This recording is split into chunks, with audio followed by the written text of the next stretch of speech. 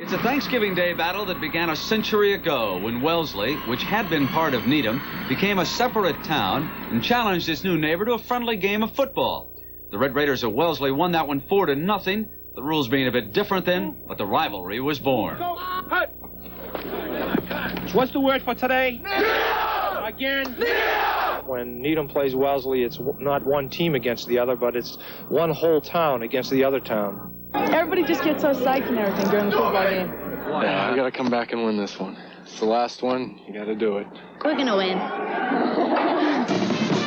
And there's just a little extra at stake this year. You see, they rechecked the records 2 days ago and discovered the series was tied. 42 wins for Needham, 42 wins for Wellesley, and 9 ties. We look forward to beating the dickens out of Needham every year. We're downhearted for about 2 hours if we don't, but we like Needham. They're our kind of people. Good morning, ladies and gentlemen. Welcome to Honeywell Field in Wellesley. 9,000 people turned out on a beautiful Thanksgiving morning in New England. A little cold on the sideline, but things warmed up as the team settled down to a defensive battle, scoreless after 3 quarters, and the coaches getting nervous. I'm hoping 18 is going to come down on him. Look at you, got to run an insert in that situation. Over here! Then the drama. 4th quarter, Wellesley senior quarterback Rick Nickerson rolls left, heads upfield. He has a hole, and he gets into the end zone for the first time, and as it turns out, the only time. Wellesley wins 6-0 and breaks the tie in the country's oldest high school football rivalry. Their game was a hell of a football game, and I'm going to, enjoy my turkey. Coach McDermott's Best of luck to you and your family, Tommy. Thank you a million. What can I say? I feel wonderful. Brett, there's so much spirit and enthusiasm in high school football. It's so much fun to watch. I get great pleasure out of that. You know, there's a little high school up in Connecticut that I promised to mention this year if they turned their season around. Weston, Connecticut went from 1-9 to 7-2, so congratulations to the Trojans. Now, 2 men hope to add their own special touches to today's Bears-Cowboy matchup. What could be more in the holiday spirit than a little turkey, some stuffing, piece of mince pie, all topped off by a taste of Tony Dorsett and Walter Payton.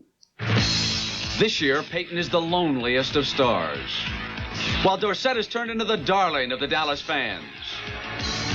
This today figures to be a matchup of 2 teams headed in opposite directions, led by 2 men in perpetual motion.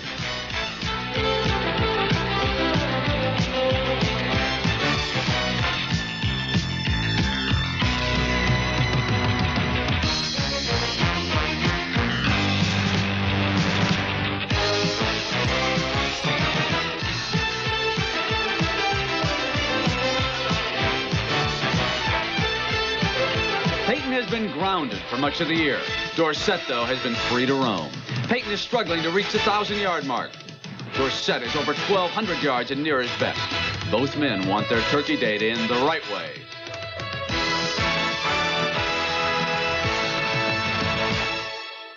Phyllis, the 2 great ones are standing by right now with Irv Cross in Dallas, and so let's go to Irv live with Dorsett and Payton. Irv?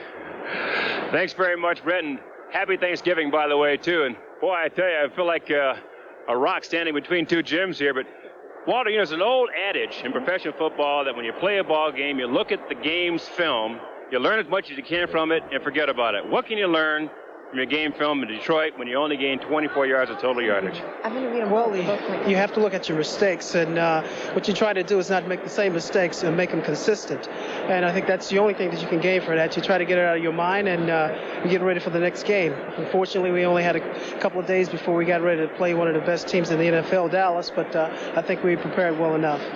Walter, you told me earlier, because you're the defending National Football Conference rushing champion, you thought you might have a word or 2 to say to this young man. Am I right?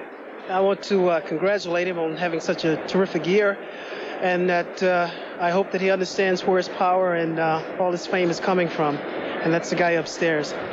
Very nice. You know, Tony, Al Levan, a running back coach here, told me that you are seeing more of the field this year than you ever have before. You've always been a great runner. What are you doing now to make you even a better runner? Well, I think at this point in my career, what I've did is apply myself a little more mentally, and I think a much knowledgeable ball player as far as our offense is concerned. So I think that helps me a great deal. Helps you a great deal. Walter Payton and Tony Dorsett, 2 of the real diamonds in the National Football League, getting their power from above. Brent? Thank you very much. I just hope Peyton and the Bears can stay close in this one, Phyllis, going into the second half. Those two men are great runners. I've had the opportunity to interview them both, as you know, and I'm impressed with both of them. But I think Dorsett is really the outstanding runner. Nothing against Peyton. He's not mashed potatoes, as they say on Thanksgiving Day. Both of them are going to put burdens on the defense. One player in particular. Phyllis will be back to talk about him as the NFL Today continues on CBS in just a moment. If ever a picture of what it takes to play pro football existed, it would be framed in the body of Charlie Waters. For 11 years, Waters has patrolled the Dallas secondary, and during that time, he has lived up to many a famous man's words.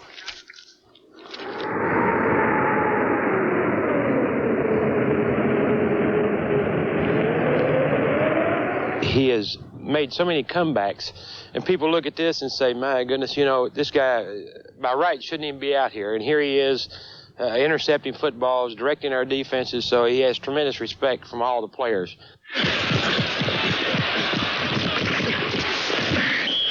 He's been through more knee operations and arm operations, has come back more than anybody I know to perform really well.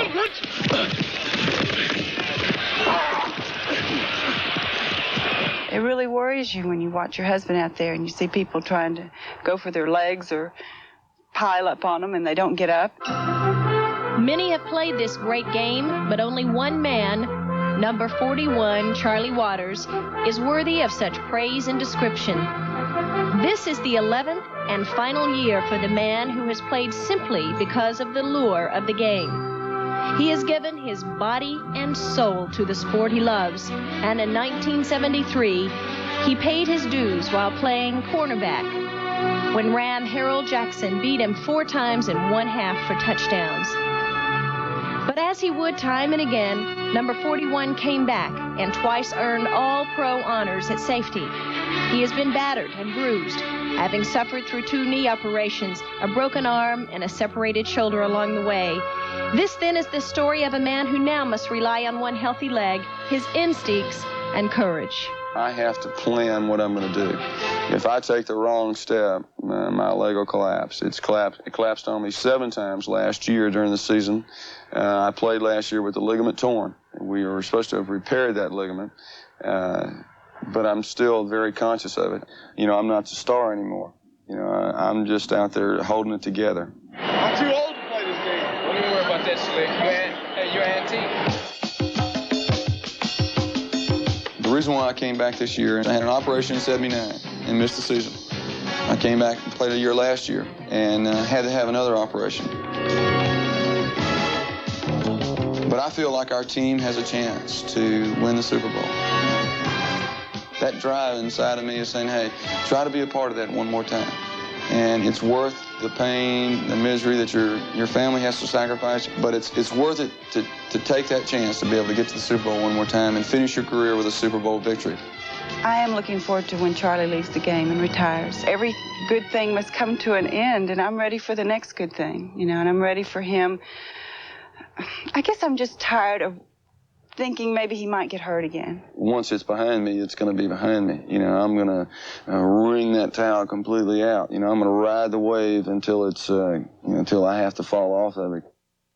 Brent Rosie, his wife, is a friend of mine, and I would imagine what she just said is what every wife must feel when her husband's out there playing. I would agree with that, Phyllis. We have a final score out of Detroit. The Lions won again today. They beat Kansas City 27-10. The Lions' record on the year is now 7-6. They are only a half game behind Minnesota in the NFC Central. Meanwhile, the Kansas City Chiefs were a bit of a surprise this year. They've had an excellent season. Well, their record is 8-5. They trail Denver by a half game. There is a legend involved in this matchup today. The legend. Back with that as the NFL Today continues on CBS in just a moment.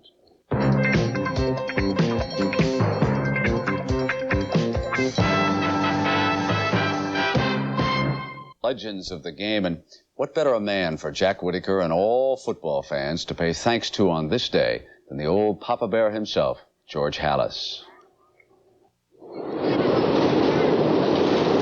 On the corner of East Jackson Boulevard and Wabash Avenue in downtown Chicago, in a spacious 12th floor office adorned with 6 decades of pro football memorabilia, sits the NFL's founding father, Papa Bear George Halas. What Ford was to automobiles and Rockefeller was to oil, George Halas was to pro football. As one of the original Chicago Bears, Halas not only coached the team, but also organized the league they played in. This was pro football in its infancy, a game played largely by ex-college stars who rarely gave their correct names. It was not considered an honorable profession.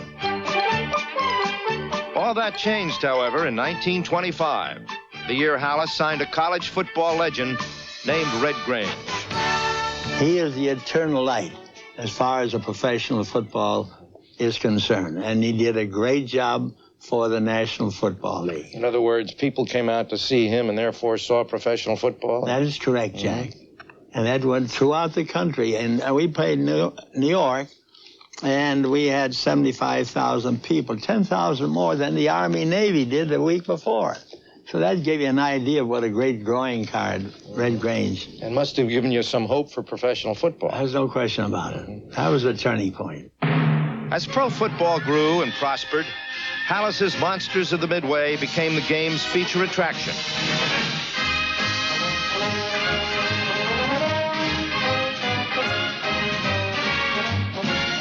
At no time was their prowess more evident than in the 1940 NFL championship game, when they buried the Washington Redskins 73-0.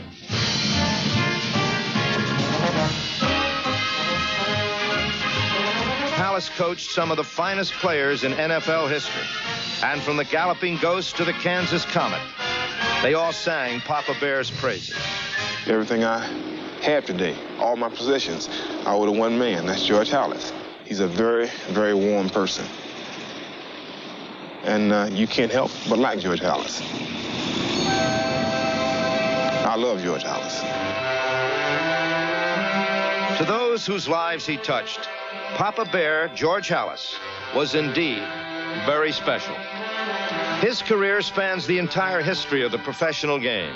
He won his first NFL title in 1921 under President Woodrow Wilson. He won his last in 1963 under Lyndon B. Johnson. And he cherishes every moment in between.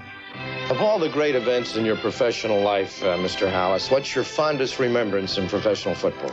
Oh, that's easy. Just being a part of the growth of the National Football League. That, to me, is the greatest thrill or event in my life. George Halas, the winningest football coach of all time. A man who devoted his life to the Chicago Bears and the game he loved. Said the late Vince Lombardi, there is only one man I embrace when we meet, and only one I call coach.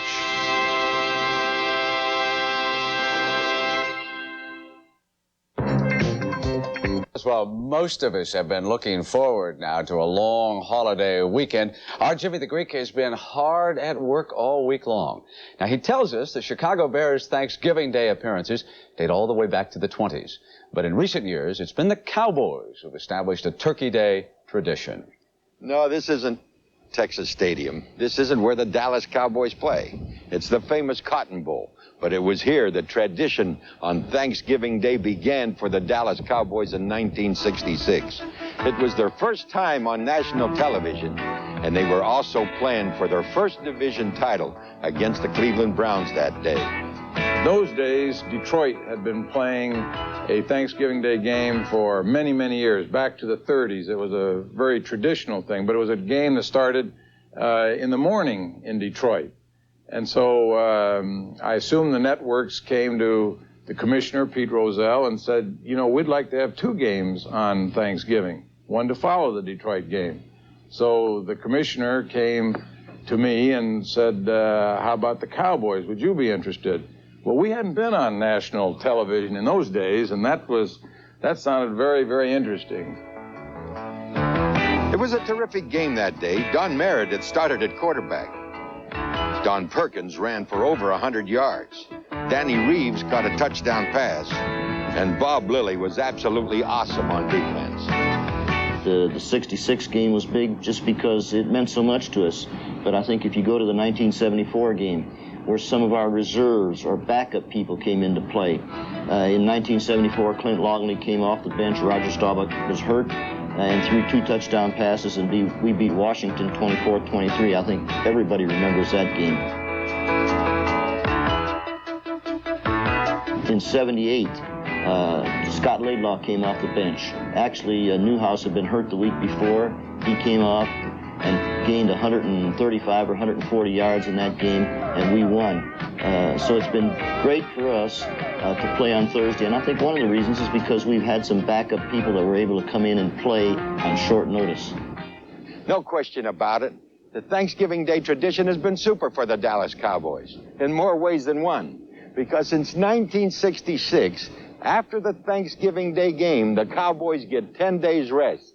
And you know what has transpired since then? They have won 31 out of 38 games, which has made them practically unbeatable down the stretch. And the kids just love that rest.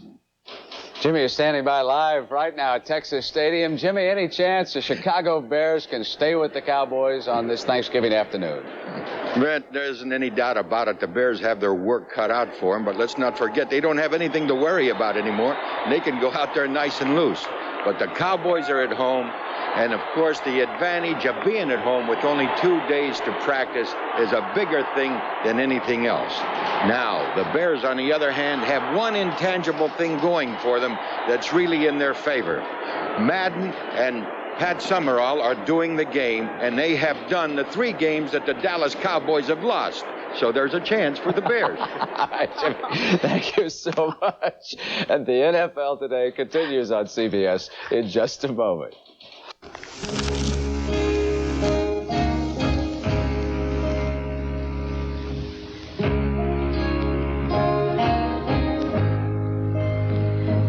There are places I remember all my life, though some have changed, some forever, not for better.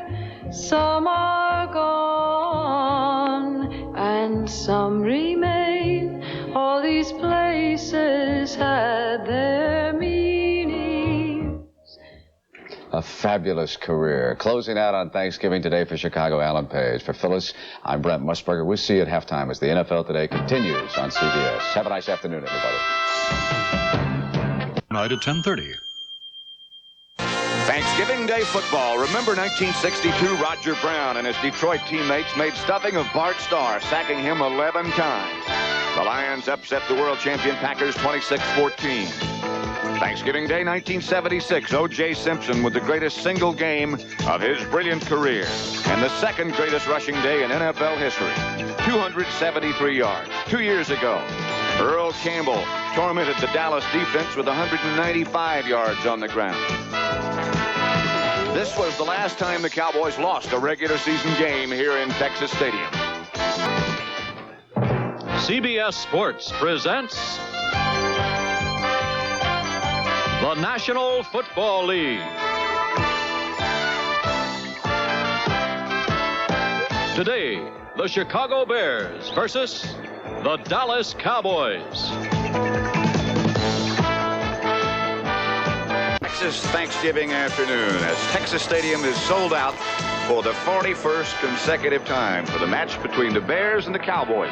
The NFC's Eastern Division standings: Dallas 9-3, Philadelphia 9-3, followed by the Giants at 6-6. Good afternoon. I'm sure by now you've been wished a happy Thanksgiving, but we'd like to add our wishes to that too. I'm Pat Summerall. This is John Madden.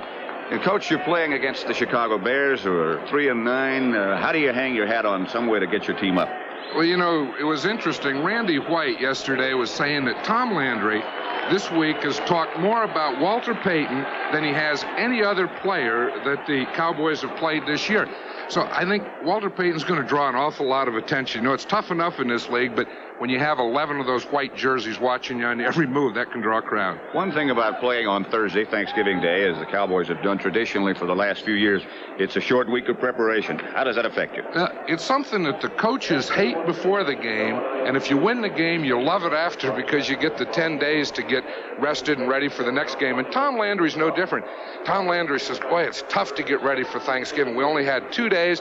And then Danny White, his quarterback, says, I love it. You know why? We have a short little game plan, just the stuff we're going to do, and it's a lot easier for the players. So let's kick this thing off. And it'll be Raphael Septien to kick it off as the Bears won the toss, and they'll get the football first. Thanksgiving Day in Dallas. Cowboys 9-3. The Bears at the other end of that spectrum, 3-9. Raphael Septien, number 1. Emery Moorhead back deep for Chicago. Good kick. Moorhead at the 1. Outside the 20, hit down by Danny Spradlin. Here's the Bear offense. First of all, quarterback Vince Evans, Walter Payton and Matt Suhey, the runners. Ricky Watts and Brian Bashnagel, the 2 wide receivers. Robin Earl is the tight end. Albrecht Jackson, Neal, Emmanuel Sanders, and Keith Van Horn.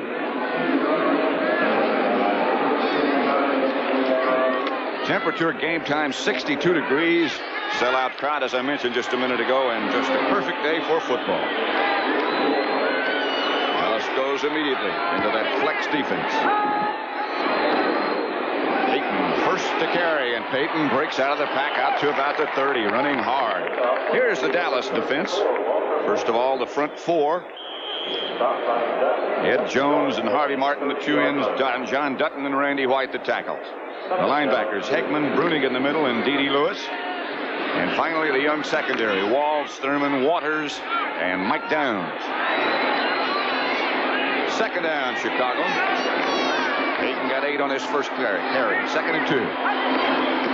Payton again.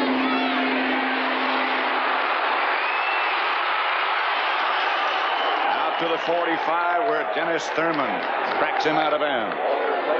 We said they were going to key on Walter Payton, Pat, and they are, but on the 2 plays, he still gained some yardage in there. This time, we'll watch him here. It's a little counter. See, he starts into the right side, cuts back to the left. They get Harvey Martin to go down. See, he thought he was going to the right, cut back against the grain, and you give Walter Payton just a little edge, and he can make something happen. Whew.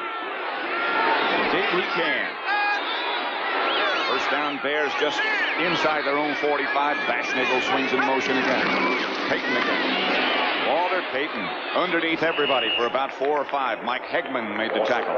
Payton's running well, very well. You know, last week the Chicago Bears only had 24 yards total offense, and they just about have that much on the first 3 plays. You know, when Irv Cross was talking to Walter Payton down on the sideline before the game in the pregame, couldn't you just feel that he was ready to go? Sure did get that feeling, and you get that feeling even more now after those first 3 carries. It's not done as well up until now this year, at least. You can see by those figures. There's Payton for the 4th consecutive time. Hit behind the line of scrimmage by D.D. Lewis and taken down by Harvey Martin from the other side finally.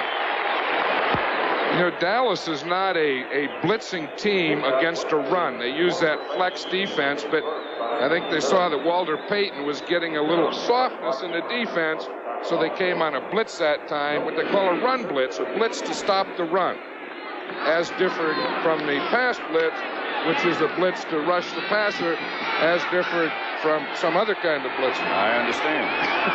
3rd and 6.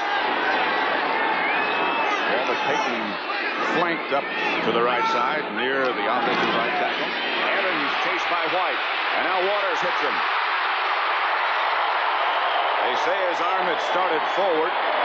Benny Barnes came up with the football, but the Bears will have to punt. Now there was a different type of blitz. That was a safety blitz against the pass. But watch Randy White here, number 54. He comes through. They picked up the blitzers. They didn't pick up Randy White, and he flushed Vince Evans out of the pocket. Waters was the next man on the scene who hit Evans just as he got rid of the football. Bob Parsons. James Jones back deep for Dallas. Parsons is kicking well in pregame, and he continues that streak. He hits this one. Ball bounces at the 2 and is down by the Bears at about that point.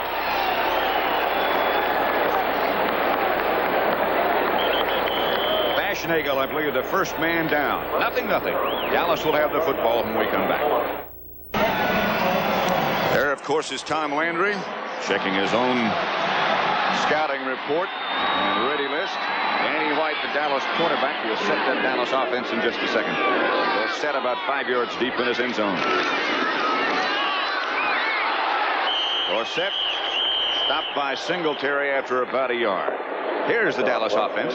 Danny White, the quarterback. Dorsett, Springs, Tony Hill, and Drew Pearson. The offensive line, Dupree, the tight end. Donovan, Scott, Rafferty, Peterson, and Jim Cooper, the right tackle.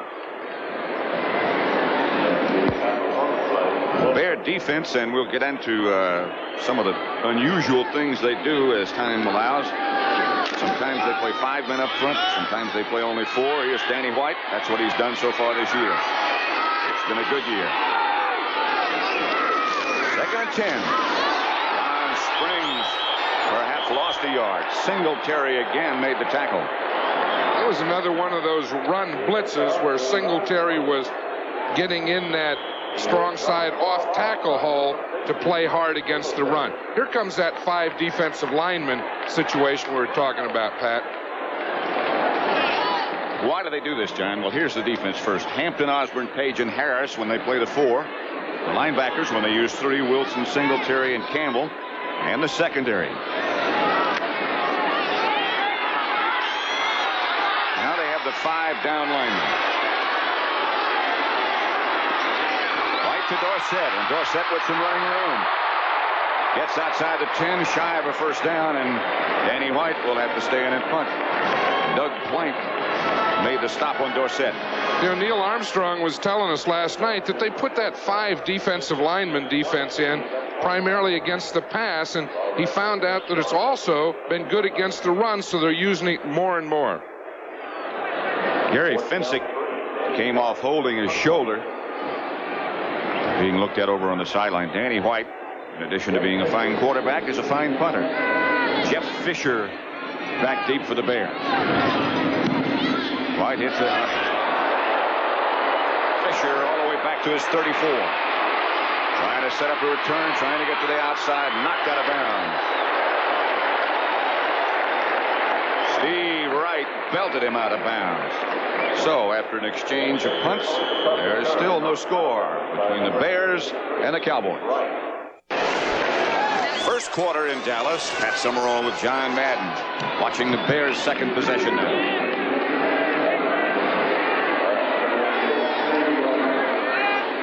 Ball at their own 44. Cowboys flex. Walter Payton, the ball carrier. Stacked up on the left side. Walter Payton, the ball carrier. The Cowboy defense. Well, just take a look at this. Those are the team defensive rankings. And look how far down we go before we get to Dallas. And yet they're tied for first place. Dallas, number 25. But there's one more statistic, and it's right here. The turnover ratio, I've always felt, is the most important statistic there is, and they're number 1 in that category, and that's why they're in first place or tied for first place in the NFC Eastern Division. Here was Payton again, and let's take another look at that. Payton on the ground directing traffic at the moment. Here it is again. You know, and look at all these teams. There's 5 teams there. Dallas leads. They're tied with Cincinnati, both with plus 15. But of these 5 teams, 4 of them are leading or tied for their division. And the Buccaneers only a game back. They're all playoff contenders. Third down for Chicago and 5. 49.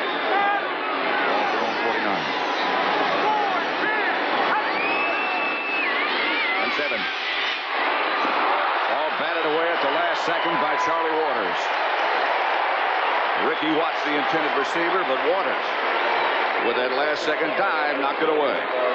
It was interesting what Charlie had to say in that interview before the game. He said, I really don't star in this defense. I just help hold it together. And he makes more plays maybe than he takes credit for, and that's one of them. But he's becoming a big pass rusher, a big blitzing safety now. James Jones back deep for the Cowboys. Bob Parsons will punt to Chicago. Another good punt by Parsons. Jones is going to let it fly, and again it bounces backwards. And the Cowboys this time will operate from their 8-yard line as Harris downs it. Down very quickly as the defensive end. So still no score at Texas Stadium, the Bears and the Cowboys. A couple of outstanding punts by Bob Parsons. He's had 2 great punts. You know, when you punt and you want the ball to continue going, to turn over, you want it to turn over to hit, and then the momentum takes it into the end zone. When you don't want it, you put it where it doesn't turn over and it hits and stops right there. And Bob Parsons has done that 2 times. This one goes all the way back to about the 10-yard line. Here's Dorsett again, cutting back against the grain and struggling to get to the outside. He does. Dorsett for about 9. Otis Wilson took him out of bounds. But Tony continues to have an outstanding year. He is really something. You know, he only weighs 185 pounds, and he says, if I let those guys get their hands on me, he said, I don't have a chance. He said, I have to set them up, hold them, get them flat-footed, and then outrun them. And he really does that, doesn't it? So very quick, and getting those hands on him, easier said than done. 9 yards for Dorsett, 2nd and 1. Crowd very quiet, sort of subdued at the moment. Full of turkey, I imagine. Jay Salvi in motion, and here's White. For Dupree down the middle. Billy Joe Dupree to the 40. First down, Cowboys. Reuben Henderson made the tackle. But Dallas moves upfield. That's right where Danny White wanted to hit. The Bears are in a zone defense, and we see it again. He hits it right over the linebacker. We'll see Mike Singletary there. See, it's over his head between the linebackers and the safety. We see Fensick right there. That's Doug Plank. That's where you want to hit. You know, and you know they talk about layers between the linebacker, the layer of the linebacker, and the layer of the secondary. Good throw from White. First down, Dallas. Their own 40. 8:10 left in the first quarter. Here is Ron Springs over the left side. Nothing doing. Mike Singletary again. Ron Springs had his biggest day last week. He gained 85 yards, and that's been the most yardage that he's gained as a Cowboy. He said he's finally making the adjustment. He'd always been a halfback or tailback before, and you usually run the ball, and fullback is primarily a blocker, and he's made the adjustment well. And he has that, or gives the Cowboys that added dimension of being a fine pass receiver. 2nd and 10. There's fake a blitz. Here's Dorsett. Dorsett looking for some place to go. Singletary again led the Bear tacklers. I'm sure that we were talking about the Cowboys keying on Walter Payton, and I'm sure that the Bears are keying on this man right here, Tony Dorsett. Wherever he goes, especially on 1st and 2nd down, he's going to draw a crowd. Now we see Singletary come off, the rookie, and we see the 5 defensive linemen and 5 defensive backs in the game. Mike Hartenstein lines up as the right defensive end. Harris is the left. Todd Bell, the extra defensive back. Harris moving inside. Now sometimes he backs off in pass coverage. He does it there. Right. Pass caught by Tony Hill. What a throw and what a catch.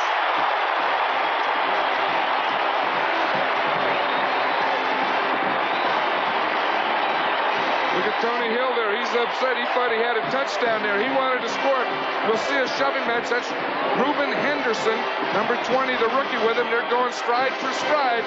A great throw by Danny White and a great catch by Tony Hill. And you can see why Tony Hill was upset, because Henderson just flicked his ankle to get him down. It would have been a touchdown.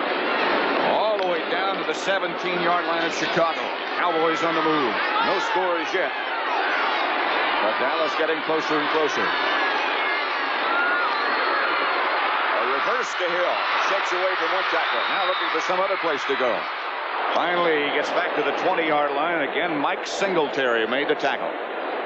And one thing about these Cowboy receivers, they can all, of course, get open and catch the ball, but they're very good at running with it after they catch it and running reverses. We just saw Tony Hill. Last week, Drew Pearson ran a reverse, and of course, they always have Butch Johnson over there that can make something happen. Plus his quake. When he scores a touchdown, he'll show you some moves. Yeah, I love that. We need excitement in this game. 2nd and 13. Ball back at the 20. Dorsett deep in the eye. Hand off Dorsett, who blasts down to the 15. Again, it's Singletary and Osborne who stopped Tony.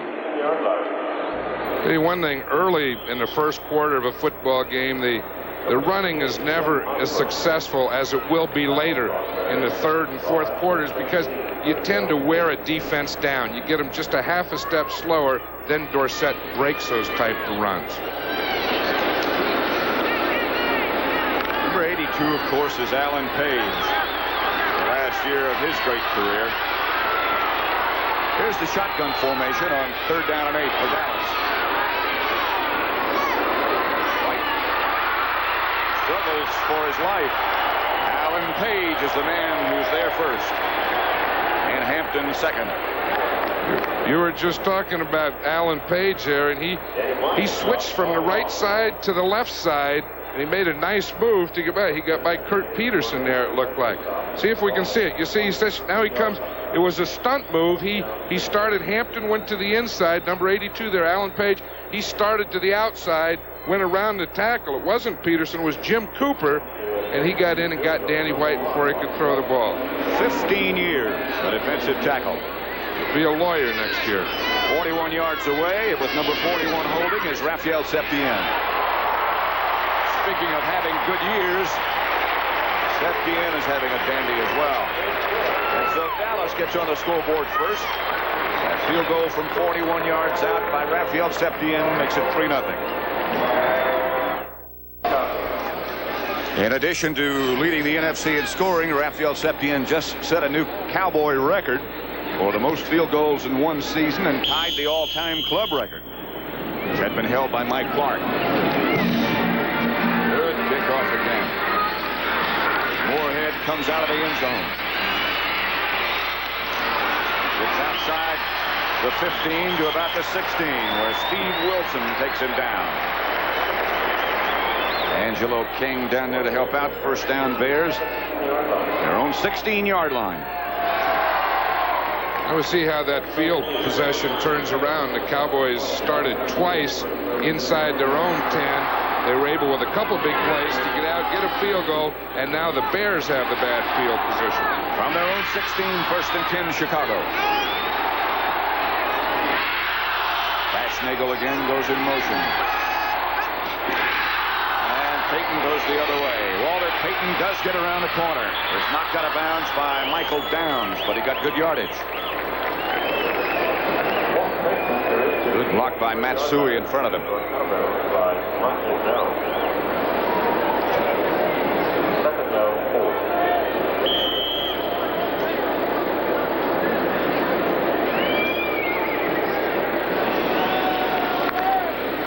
Payton obviously has been most of the Bear offense so far. 2nd and 4. Ball out to 23 now. 3:50 left to play in the first quarter. Dallas leading 3-0. Payton again. Picked up by Mike Hegman. You know, it's interesting what they're trying to do. It seems like just about every offensive play that the Bears have had, they've run Walter Payton, and they're working inside. It looks like what they're doing is working at the flex defensive lineman in there. But eventually and ultimately, if they're going to move the ball, they're going to have to pass it. The flex defensive lineman being the one that's off the line of scrimmage. Right, and in the Cowboys scheme against the run, they'll have 2 on the line of scrimmage and 2 off the line of scrimmage. This time, short yardage, everybody's up. Again. And Payton, with that surge, almost broke out of the pack. Steve Wilson made the hit. You know, when you see a Walter Payton like this, and we'll see it again, the biggest thing, you see how he's starting from the I formation, his shoulders going into the line are square. So now he has great vision. He can see the holes. And then he can just make that little veer to the left to get in and make that first down. I think that's a much better formation for the Bears and Walter Payton than split backs. 9 carries, 45 yards already for Payton. Might break some more records. Evans fakes this time to Payton. Going for Watts. Just overthrow. Dennis Thurman back there. Evans A little disturbed with himself. Michael Downs also back for Dallas. I don't think Vince Evans should feel bad about that one. He had to do that. You have to loosen up this defense. Once you start and you just run and run and run, the defense tends to bunch up. Now watch this.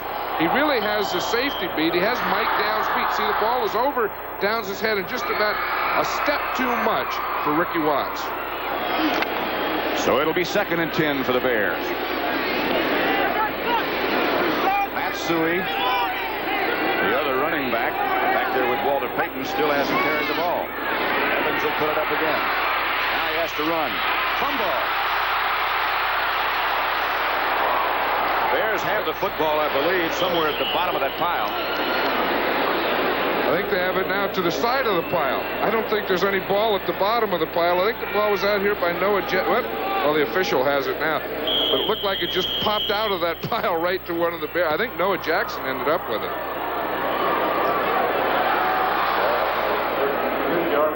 We'll see it again. Now, we watch the pass rush here and see Vince Evans is looking to the right. Now he has to put the ball down. Now, that's okay. And just as he started to run, looked like it was knocked out of his hand by Randy White. Now watch it bounce out. Here it'll come. Right there it is. Boom, and the Bears get it. That's Mike Cobb who wound up with it finally. So it'll be 3rd down Chicago. The Cowboys take the blitz. They jump offside. Evans with good protection this time. Again going deep for Watts, but penalty markers down all over the place. I think that was just a practice play, Pat. I think the whistle blew before the ball was snapped, and whatever the penalty is, that play won't count at all. We know what the penalty was. It was illegal motion against the Bears. There is the rest of the officiating crew. Delay of the game. Offense, number 8, 3rd down.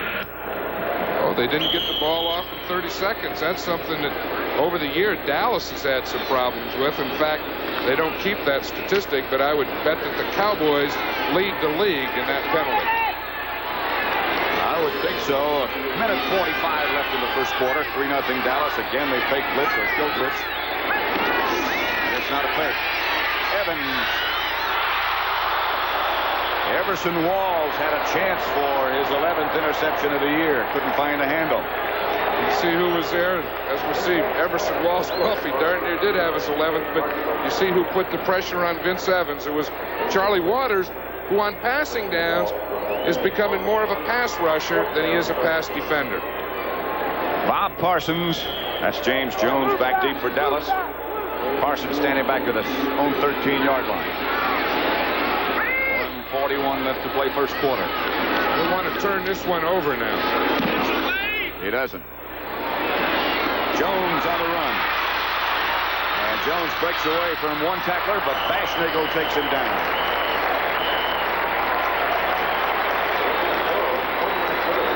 Coming up, the NFL today. This is next Sunday. The Rams at Pittsburgh, Washington, Buffalo, Green Bay at Minnesota, Tampa Bay at New Orleans, and St. Louis at New England. And the doubleheader games, the late games, the Giants at San Francisco and the Atlanta Falcons at Houston, where we'll be. Check your local listings. And with this playoff situation and a wild card, every game is a very meaningful one. Whew. First down, Dallas. Their own 47. They lead 3-0. Fake to Dorsett outside. It goes to Tony Hill. And Hill gets about 6 out of that hitch pattern. Reuben Henderson made the stop. This is the one that we were talking about these Cowboy receivers. That they can, of course, run pass patterns deep. They can run reverses and run with the ball. Then they like those little screen or hitch passes out there where they just get them the ball and let them run with it. That time, the screen didn't develop or get out in front of them. Just over a minute left in the first quarter. Dallas 3, Chicago nothing. Doug Crosby is the tight end now on the right side. The pitch is back to Dorsett.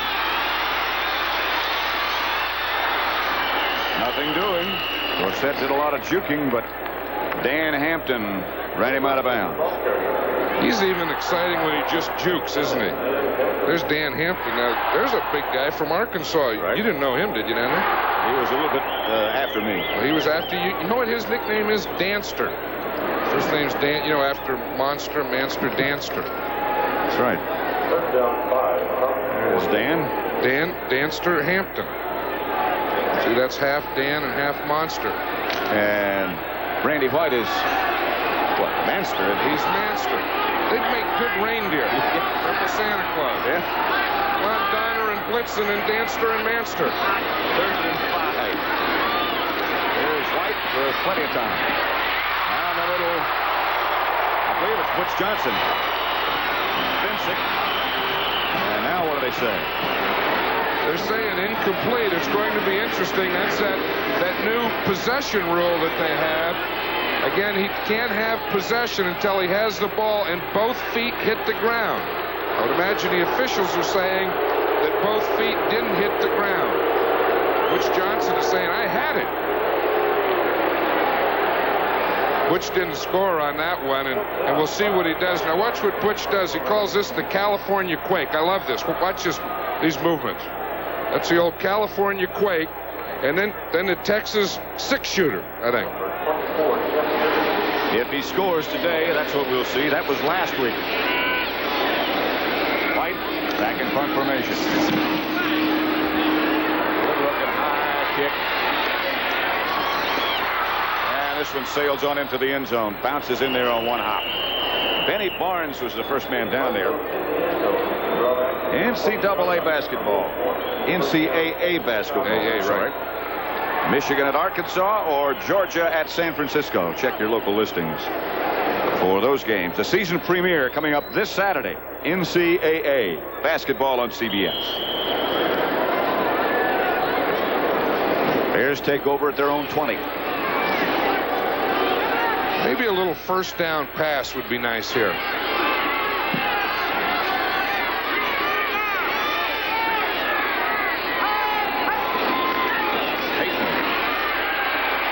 To the left side, and Walter Payton could be gone. Cuts back inside. Payton still on his feet. Finally taken down by Michael Downs in Dallas territory at their 41. Did you see that move? I'll tell you, Michael Downs caught him, but he had to catch him because Michael Downs was the guy that missed him on the line of scrimmage. Did he make a move on him? Let's watch it again. Now watch right here. See, Thurman gets blocked. Now watch Downs here. He gets caught flat-footed. Then he makes that move sideways out to the left, and boom, up the field, and he's gone. Look at that. Now, you see how he carries the ball out there? That's okay because there's no one there to tackle him.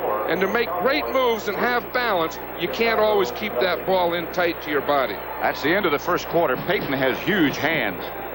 He can carry the ball like that and be reasonably safe because his hands are so big. That's the end of the first quarter with Dallas leading 3-0.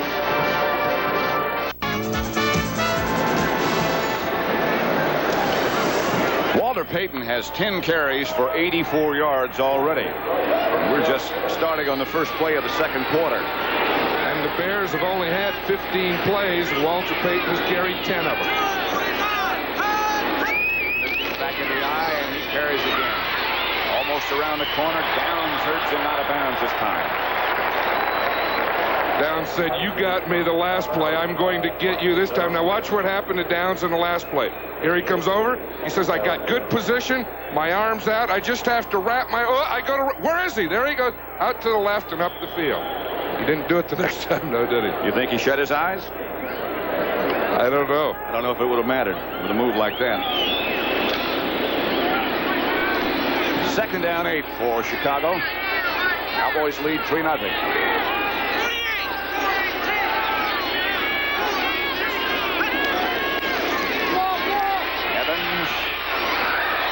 Fosui. And again, just over his fingertips, Bob Brunig on the coverage. Vince Evans is, he's had 2 shots so far deep, but he's just been just a little long. And that happens to a quarterback. If you have a little nervousness, you tend to throw the ball long. And, it was interesting. Dennis Thurman, the cornerback for the Cowboys, played at college with Vince Evans, and he says when he gets his confidence, he's really something, but he doesn't look like he has it now. So it'll be third down there. Vince Evans calls the cadence and drops to throw. Evans has a man open. I'll tell you, he threw that one. Sorry, John. Brooks Williams is the man who made the catch. Watch this one. This ball didn't stay in the air very long. You know, there's no way on an out pattern that a quarterback can throw the ball too hard. You want to get it, boom. He sees Williams, zips it right there. That was a perfect pass. And you can see the concentration from Williams as he watched that ball all the way into his hands. 4-year pro. Marjoram out wide to the right. First down Bears. The handoff to Suey. Matt Suey finds a way to get down inside the 20. That's his first carry of the day. It was a good one. I think now the Bears are starting to get a little mixture, and that's what they need against this Cowboy defense. You have to throw some on first down. You have to run some to Peyton. You have to change up and give it to Suey once in a while so they don't get a true hard read on you. 4 yards for Suey. 2nd and 6. Ball at the 19-yard line. Here's Peyton again. Peyton trying to get to the outside. This time he jumped into the arms of a Cowboy linebacker, I think. It was Mike Hegman. And again, it was one of those blitzes, a run blitz where they take their outside linebackers, Hegman and D.D. Lewis, and instead of letting them stand outside and read, they bring them tough outside the tackles. I like that kind of talk. Bring the linebackers tough outside the tackles.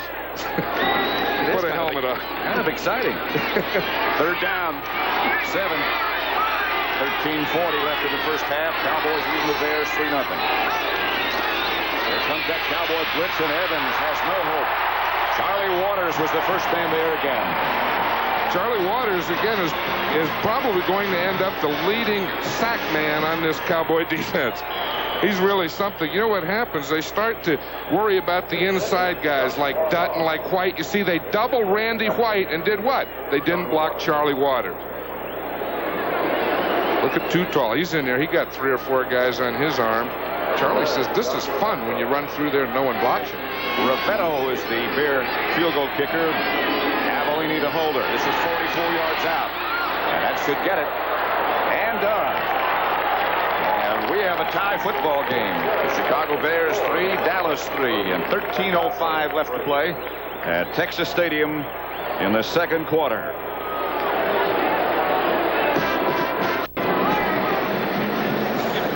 Little conference over on the Bear sideline. Dick Stanville. There is on the opposite side of the field, Charlie Waters. With oxygen. Oxygen. That's what happens when you play that many years in the National Football League. Ravetto. James Jones from his 2. Jones cuts back inside to about the 24. Cowboys take over. Moorhead, the Bear down to make the stop. You know, Ravetto and Rafael Septien, both the kickers in this game, went to the same college. That's a college she'll probably go to. It's a good college for kickers. If you want to go to a college, kids, listen. If you want to go to a good college to be a kicker, side style, now listen up here, then Southwest Louisiana has put 2 kickers in this game in the NFL. But that's only if you want to be a soccer style kicker. They want to grow up to be Cowboys. White will throw on first down. And does to Drew Pearson. And Pearson is rocked by Doug Plank. I'll tell you, that is the toughest thing in the world for a receiver. What just happened to Drew Pearson there. He has to expose himself, outstretched arms, and you have a safety like Doug Plank coming. Now watch this. You see he's led to the outside.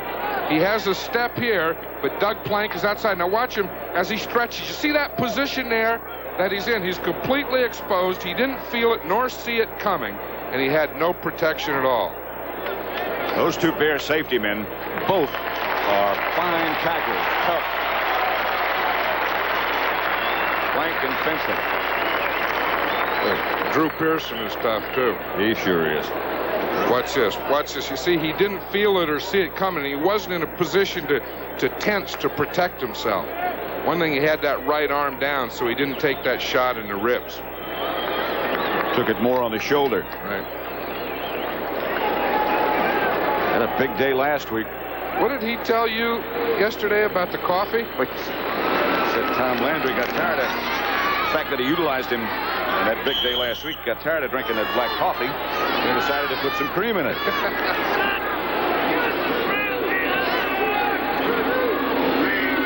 Johnson has replaced Pearson now.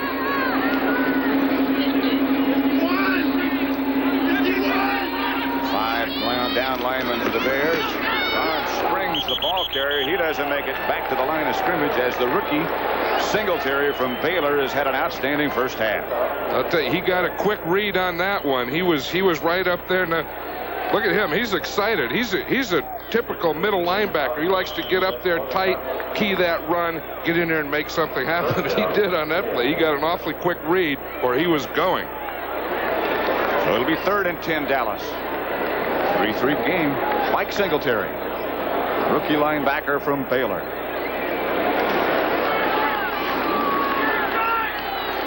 Pearson's back in the game, by the way, and split wide to the left. Cowboys utilizing 3 wide receivers.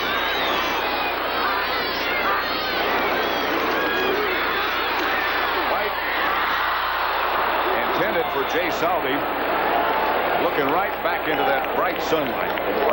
Can't find a handle. Fensick was the Bear defender. Between those two safeties, Doug Plank and Gary Fensick, there's a flag on the play, too. It looks like it'll be a holding penalty against the Cowboys, but I'll tell you, when they hit, once a receiver catches a ball, they cover like safeties, but they hit like linebackers. You remember those two are back there. Holding. Jeff Fisher. Number 64. Refused. 4th down. Penalty against Rafferty, who will snap the ball back to Danny White now. Fisher back deep for the Bears. White's gotten off a couple of cannon shot punts, too. That one was a bad drop. Bashnagel signals fair catch and makes it. The 43-yard line. So the Bears take over in good shape with the score tied 3-3. 11:51 left to go in the first half. This stadium. Score is Chicago 3, Dallas 3. We have 11:51 left to play in the first half.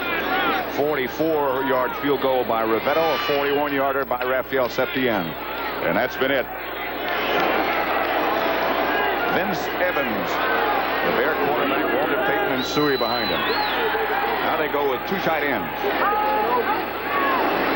Give it back to Payton. Waters comes up to Force. Payton whirls around, gets in Dallas territory. Waters was right up on the line of scrimmage, and he was blocked very well by Matt Suey on that play. Let's see what happened inside of Waters. Now watch Too Tall there. He's being blocked down upon by Earl. You see, he gets to the outside, but he can't get out where Walter Payton's going, although he forced Payton outside. Waters finally makes the play. Payton still got 6 yards. They make it 2nd and 4. Suey this time. Hit by Harvey Martin. Right at the line of scrimmage. He might have gotten a yard out of it. And right there, I think, is what takes more out of Walter Payton than running the ball, is when he has to lead and block for Matt Suey. Dorsett, 26 yards, 7 carries. Walter Payton, 91 yards on 13. I think great backs get highly motivated when they play against each other. Don't you? You see that? I know Otis Anderson in St. Louis is definitely that way. Payton again. And Payton struggles for a first down. Not only is he quick, he is also very strong. You imagine last week they only gained 24 yards total offense, and Walter Payton almost has 100 in a quarter and a half today. Bears move into Dallas territory, get the first down. It's at the 43-yard line of Dallas. Watts comes out. Bears again go with 2 tight ends. Mike Cobb and Robin Earl.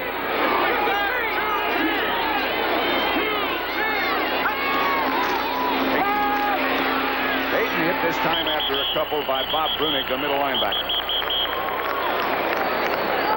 Walter Payton, he doesn't like to have someone grabbing on those legs. Do you see him? It was Randy White down at the bottom of the pile, and he was telling him, stay off my legs. Now watch Randy White here. He's he starts off in a flex position. You see that stance? He starts off, he's reading to the outside, blocks up the hole to the outside where he can't come outside, and then comes back in and stuffs it in. Now watch, at the bottom there, you see what he did? He had Peyton's leg there, and that's what Peyton was saying. Hey, man, you tackled me, get off me. Evans goes back to pass, chased by too tall Jones, and tripped by Jones. Finally gets rid of it to Peyton. Peyton gets up to his feet and struggles back almost to the original line of scrimmage. They may say that Evans was in the grasp, although it doesn't look like it now. No, they may, but they didn't. It looked like he was going to. He was standing there. The referee, Chuck Hibberling, was there. Looked like he was going to say that the ball is down there, but they let him have it. Now let's watch Ed Too Tall Jones here. He's against the rookie #1 draft choice of the Bears, Keith Van Horn, who's not a bad pass protector. See, but he got beat on that one. Now watch, right there. See, he said he wasn't down, although his knees looked like they may have been on the ground when he threw the ball. It sure did look like it. It's third down and about 10. 8.5 minutes left first half. Cowboys again have a lot of folks up on the line of scrimmage. Here comes that blitz again. Evans gets rid of it. Intended for Brooks Williams. Anthony Dickerson was the man who hurried Vince Evans. It was also Charlie Waters again. He had to throw away from or over Charlie Waters. That defense that we see coming off the field now, when you have to pass and they know you're going to pass, I think they're as tough as anyone in the league. They put some pressure on you. James Jones goes back deep for Dallas, back at the 10. Bob Parsons. This one off the side of his foot. And out of bounds.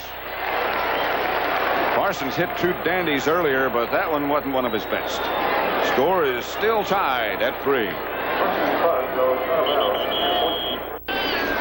Hope you had a good Thanksgiving Day. 3-3 in Dallas between the Bears and the Cowboys. Pat Summerall with John Madden. 8:15 left first half. Here is Dorsett looking for some room and not finding much. A couple of yards is all. Mike Singletary again made the initial contact.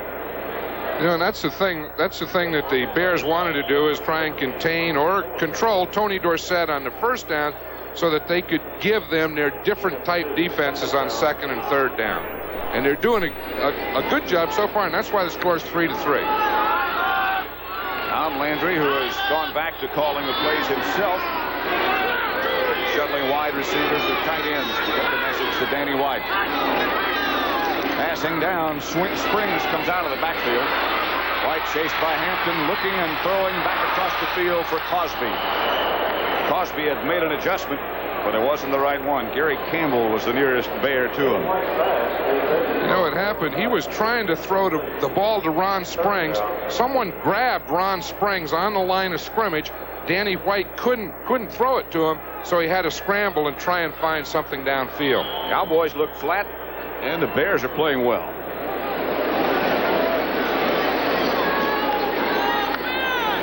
Now here's the defense that we're talking about, where they have the 5 defensive linemen in there, 1 linebacker, and 5 defensive backs. Now number 90 here, Al Harris, sometimes he comes off and covers. Shift over. It's Page in front of the center. Now it Springs in motion. The heat was on White. He's going to take off. Danny White is rocked. He is really popped. The ball is loose, still loose, and the Bears come up with it. White is down. Danny White was really hit, and he's still down on his back.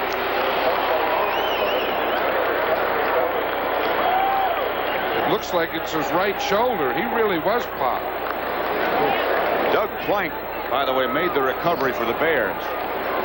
Quarterbacks like White, not used to getting hit like that. I don't know who is.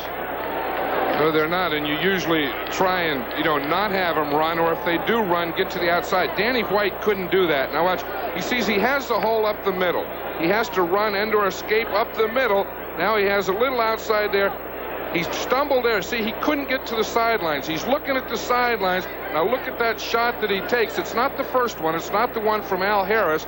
It was the second shot that he took on his right shoulder. It was by Doug Plank, it looks like. See if we can see it here. Again, now it's not, see, he gets hit Harris here, but watch right there on his right shoulder by Doug Plank coming in. No, that's Gary Fensick. Excuse me. Right. The other safety. Doug Plank got the ball. Right. But that was right on the shoulder. The backup quarterback for the Cowboys, the first one would be Glenn Carano, and the other, Gary Hogaboom. Tom Landry shows some concern with reason. All over America. Dr. Marvin Knight working on Danny White over on the Dallas sideline. He really took a vicious hit.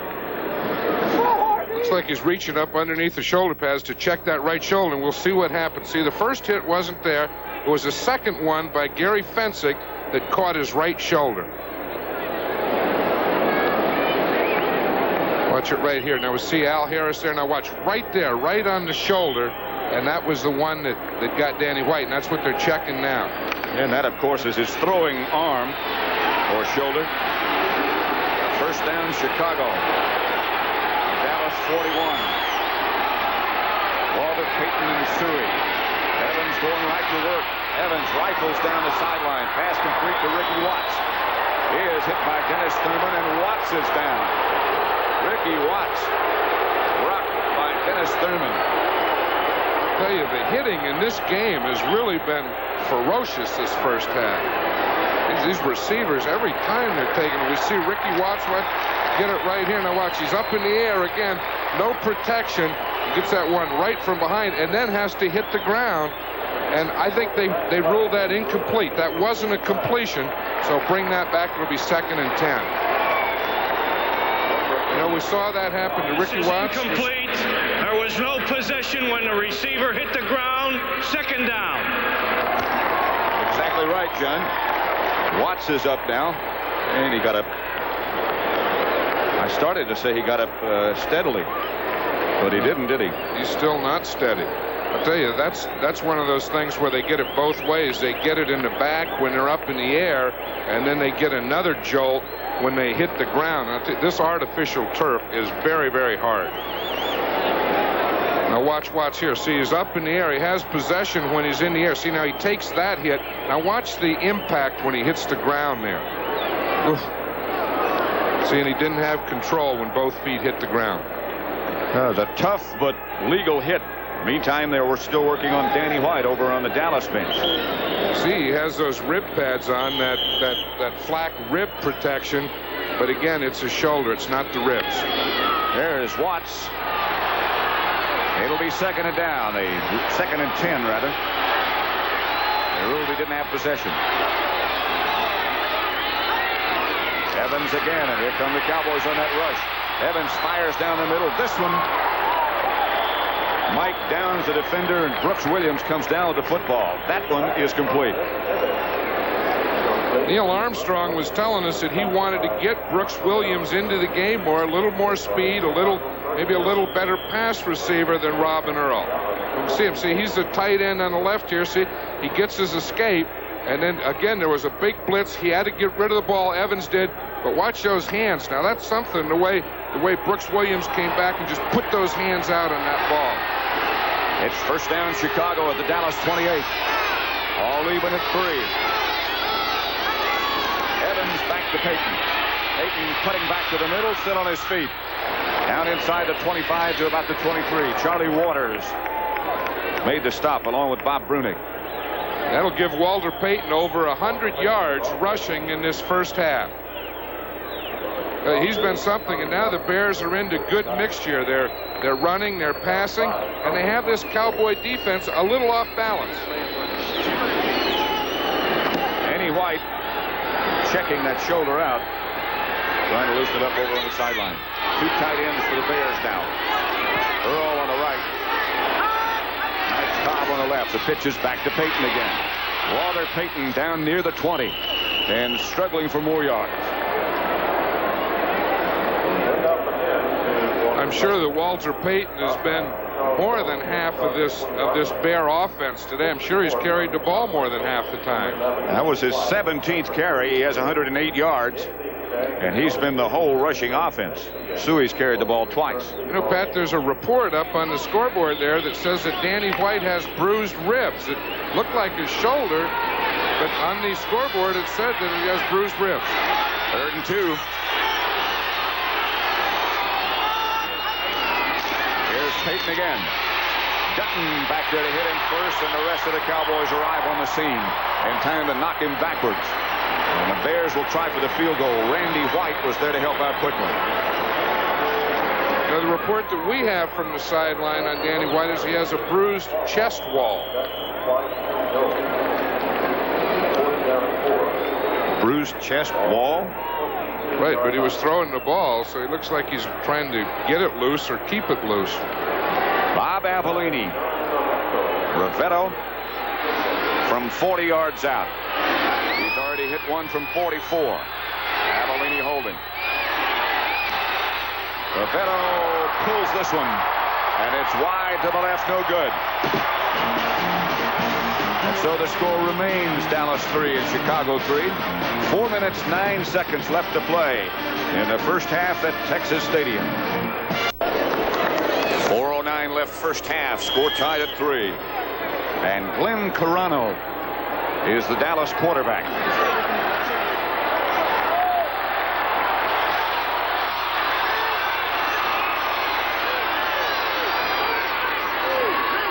Double tight end set up for the Cowboys. Carano gets to Dorsett straight ahead, stopped by Doug Plank. Carano, the backup Dallas quarterback, is from Nevada, Las Vegas. 6'3", 200 pounds, and they think he has a fine future. Been around 5 years as a backup. Sometimes he doesn't have a bad present. Remember, we saw him in preseason, and this Cowboy team won't go down an awful lot with Glenn Carano in there. Lone setback. There's Carano throwing behind Jay Saldi, almost picked off by Gary Fensick, but incomplete. I'll tell you one thing, this Chicago Bear defense is really active. They're just swarming the ball. The line is rushing. The linebackers are filling holes. The secondary is all over the field. You know, this will be a little tough thing for Glenn Carano. With the short week, I'm sure that he didn't get as much practice as Danny White did, and look what Alan Page did to him on that last play. He welcomed him to this game. Right up in the face. It's been that kind of day. 3rd down and 8. 3:27 left to play first half. Carano from the shotgun, and here come the Bear blitzers. Pass intended for Hill, incomplete. Todd Bell was the Bear that came closest to Carano. I'll tell you, they didn't block Todd Bell. They were in that 5 defensive linemen. They have the safety up in there. Todd Bell came through. Carano didn't have a chance. He just had to throw this one, get it away. He almost had it right there. But again, that's pretty good defense there. When the ball's in the air, the defender, Reuben Henderson, has as much right to the ball as Tony Hill did. Danny White is punting. Or at least he's back in punt formation. Bad ribs, bad chest wall and all. It's away. Just off to the side, and now it takes a Cowboy bounce and a honey. Goes all the way down to the Bear. Well, is it ever going to stop? All the way down to the 15, and the penalty marker goes down. A little scuffle. There's a fight out there. Anthony Dickerson, one of the Cowboys in the middle of things. Penalty flag went down. Anthony Dickerson's one of the leaders on that Cowboy special teams. Now, that was one of those punts that turned over. Ooh, Danny White had a great punt and a great roll, but they're going to tack 15 yards back on it against the Cowboys and for the Bears.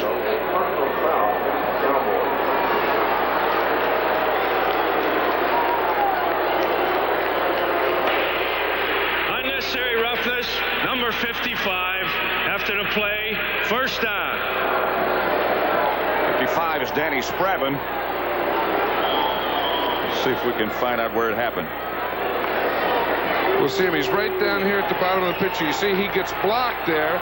In fact, he goes down, He must not have liked that, and let's see what he does. He has to do something now. Hasn't done anything yet. Evans outside Watts. Watts, the ball comes loose. Mike Downs gets it for Dallas at the Bear 40.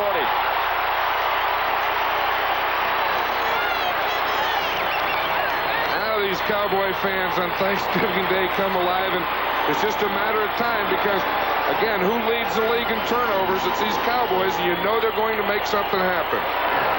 Up until now, it's been a very quiet first half in terms of the crowd. And a lot of hard hitting.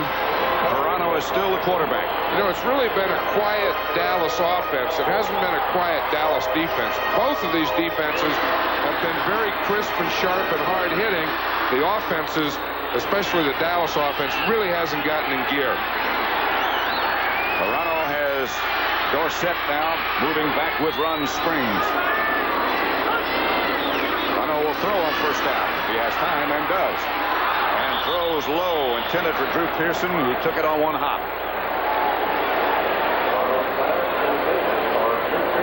Verano's trying to get loose there. You know, that again, you don't have that relaxation, that freedom of movement in your arm when you come off the bench. And he really doesn't want to throw on those second and third downs because he's getting that ferocious blitz from the Bear defense. So they opted to try a first down pass. Time remaining first half, 2:52. Bears not showing blitz this time. Second and 10. Handoff Dorsett. Dorsett very nearly gets down to a first down.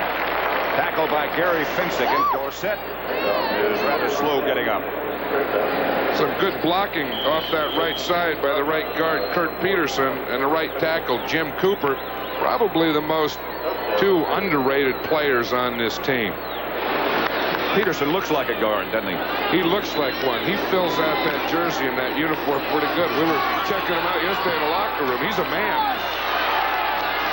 Third down 2. Dorsett swings back deep. 3 tight ends for Dallas this time. Salvi was the man in motion. Busted play. Verano struggling to try to get a first down. He's about a yard shy, looks like, as Al Harris leads the Bear defense and throws him backwards. That'll be the 2-minute warning. 2 minutes to play first half. The score still Chicago 3 and Dallas 3.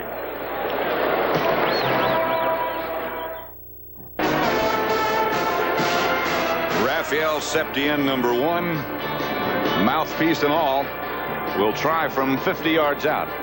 You know, that mouthpiece, again, is not really to protect his teeth as much as to straighten his jaw, which relaxes him. Keeps him from hooking it, I guess. He hasn't done that yet this year. That, you know, he's right on 50 here, and he's 0 for 0. This will be the first one this year that he's attempted from 50 yards or more. But he's having a great year. Already has 23 field goals this year, a new club record. Charlie Waters holding. High snap, stepped in, will not get it there. Just underneath the crossbar, and no good. The high snap fielded by Waters. That may have thrown him off just a bit. You know, we were talking about before the Dallas Cowboy offense being flat. You know, they haven't had a first down in the second quarter. That is the wild card position, the situation at the moment. Detroit's record after their victory over Kansas City today is 7-6. Tampa Bay you saw following them, and Tampa Bay at New Orleans next week. All that begins with the NFL today. Atlanta at Houston, Giants San Francisco, Tampa Bay at New Orleans. All 3 of those games with possibilities for changes for wild card positions. Marjoram out wide to the right. Evans fumble. Pulled away from the center a little too quickly. Suey made the recovery. You know, sometimes the quarterback will get up there. I've seen that happen before. The quarterback forgets the snap down. It's up there and it's on 2. He thinks it's on 1 and pulls out early. Bears go quickly. Evans has it batted down by Too Tall Jones. He knocked down 2 last week, and he just got another one. Too Tall was too tall for Vince Evans on that one. Let's see if we can watch him.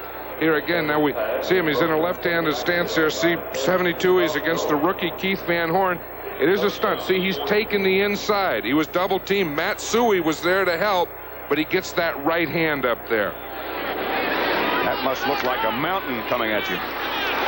You know, Too Tall is about 6'9", and when he gets his right arm up, he's about 7'5". Evans going deep for Bashnagel. And Brian Bashnagel can't come down with it. Everson Walls right back there with him. Everson Walls is a name we haven't talked an awful lot about today. Remember early when every time anyone would do a Dallas game, they'd always talk, they're going to work on Everson Walls. He's not a rookie anymore. They worked enough on him to make him experienced. He's had 3 years experience. In 12 games. Parsons standing back deep. James Jones back for Dallas. 3-3 score.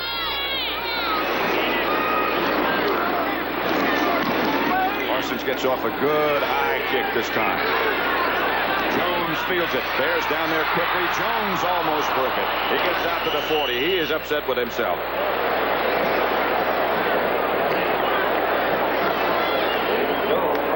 There are the NFC Central Division standings. Detroit won today, just a half game behind Minnesota now. And the NFL today, don't forget, Green Bay Packers at Minnesota. That will be the first game in the upper Midwestern portion of the country.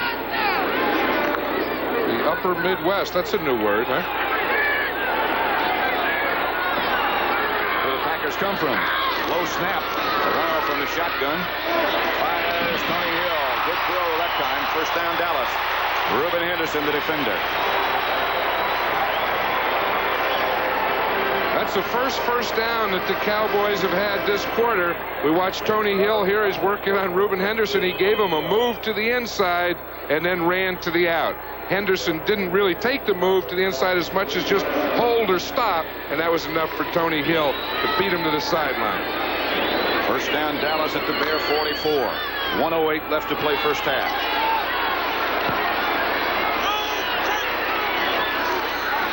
Runo with time, throws again. Pearson has the ball come loose, and the Bears have it. Terry Schmidt is the man who raked it loose. This is really something. We've probably seen more tough hits in the secondary than we've seen all year in this game. I mean, this is when look at Tom Landry. He's saying, what's going on here? We have to hold on to that football. We finally get a first down. We finally get our second one. Now watch here. He has possession of the ball, and boom, the ball is just knocked out.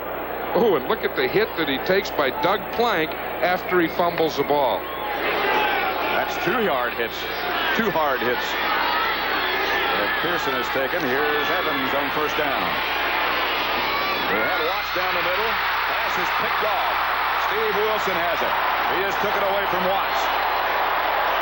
I'll tell you, the score is 3-3. It doesn't look like either one of these offensive teams want to keep the ball. Now, this was not Vince Evans' interception. This one is Ricky Watts'. I mean, he throws the ball. Vince Evans throws the ball as well as you can here. We see Ricky Watts start to the inside. He's man-to-man on Steve Wilson. He gets the ball out there. It was a little out in front, tipped it with his left hand, went right back behind him, and Steve Wilson took it off his back.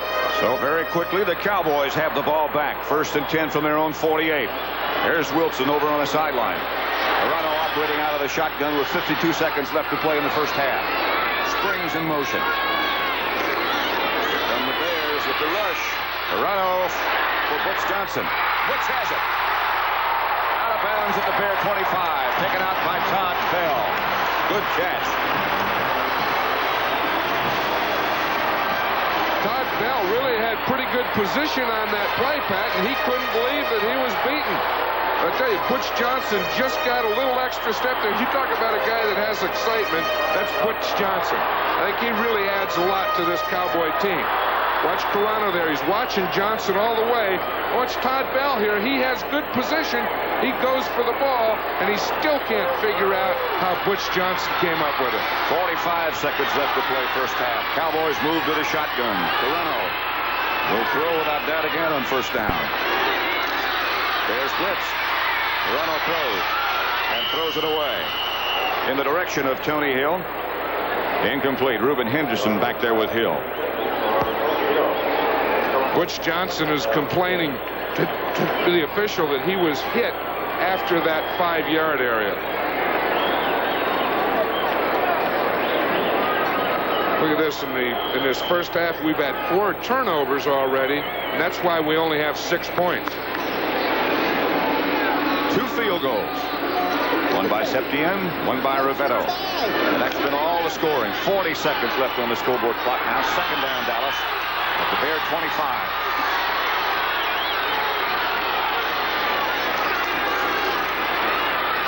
Morano fires over the head of Drew Pearson, who's hit in the back by Doug Plank. And he is really upset. And Drew Pearson, he is, and rightly so. What he's saying, if I don't have the ball, if I don't catch the ball, they can't come up and hit me. Now watch him here, and he's right. The ball's there. It goes through. Now watch the hit. He's standing there. And, of course, it looked like Doug Plank really didn't try and hit him. He tried to avoid it. But Drew Pearson doesn't understand that. He said, they can't hit me when I'm down after I dropped a ball. So it'll be 3rd and 10. Those Bears safeties are all over this field. They're not out there to shake hands either. Saldi in motion. Penalty marker down as Carano steps up, throws to Saldi over his head.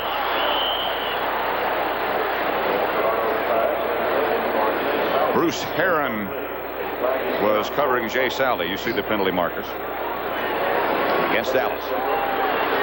Take this one or refuse it? I think that they're in Raphael Septien's range anyway. I would refuse the penalty. Illegal shift, offense, 2 men moving, refused, 4th down.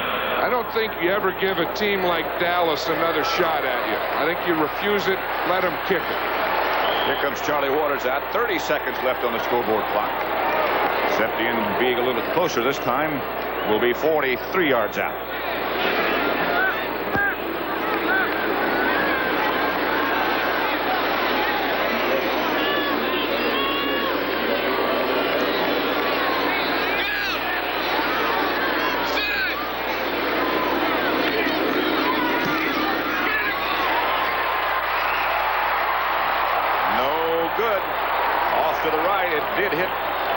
Side of the upright, I believe. Hey, that's about as close as you can come without being good. That was very close. But it wasn't good enough. It was a good snap, a good hold. He gets the ball down. It's up. There's nothing that bothers him there. And now watch the ball. He expects it to come in. He wants it to come in a little to hook, but it didn't. It stayed right outside that right goalpost. Well, that's about as thin as you can cut that thing. But see, from the right hash mark, the soccer-style kicker has to bring it in a hooking position. There's Danny White. Looks like he's got some kind of an ice pack on his back. On his right, on that right back shoulder. 25 seconds left on the clock. Bears have all 3 timeouts left. But they'll just run out the clock. Randy White made the tackle. Coming up at the half, Brendan Phillips back in New York. Earlier today, in case you missed it, Detroit beat Kansas City, and the Bears will just let the clock run out. There will be a feature during the half on Ronald McDonald houses around the country, and what a worthwhile cause that is. Neil Armstrong leads his Bears back to the locker room at the half with his team tied with Tom Landry's. It's Chicago 3, the Dallas Cowboys 3. Welcome back to New York, and again from Phyllis and myself and everybody at CBS Sports, a very happy Thanksgiving. And Phyllis, on this special day, we have a special treat for everybody. Oh, Brent, we certainly do. Thanksgiving is a special day when people show their care and affection for others. Right now, such a story is taking place live in Philadelphia. So let's go to the newest member of our CBS Sports staff, Sandy Hill in Philadelphia. Sandy? Thank you, Phyllis. You know, for most of us, it is very difficult to separate a holiday such as Thanksgiving from home and family. It seems as set as a fine sculpture. But sometimes that just doesn't work out, particularly when there is a serious illness in the family, and it would not have worked out for many of the people that you see here with me today. Bob Knight and his son David are not from Philadelphia, but they have to be here because David is 4 years old and he has leukemia. He has to have access to the doctors at Philadelphia Hospital. The Fenimores are from Maine, and they too have to have access to those doctors because of their 4-month-old son Jordan. So in effect, what's been created here is a new kind of family, a new kind of home. And it really would not have been possible without the efforts of the Philadelphia Eagles, which is why you also see in attendance here Herman Edwards, Tony Franklin, and Charlie Johnson. Now, as a bit of history for all of you, in 1971, the daughter of then Philadelphia Eagle, Fred Hill, was suffering from leukemia, but Fred chose to look beyond his own personal pain and try to do something for others who were sharing that kind of crisis. He got the support of his club, the Philadelphia Eagles, and the result was this house, the Ronald McDonald House. But this was just the beginning, because the National Football League got behind Fred's idea as well, and you might say it launched what has become its most successful expansion program.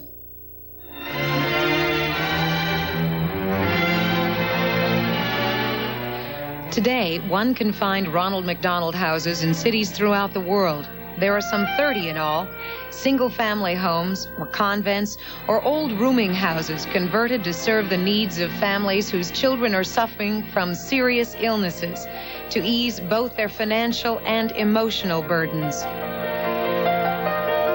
My wife and I had a leukemia child.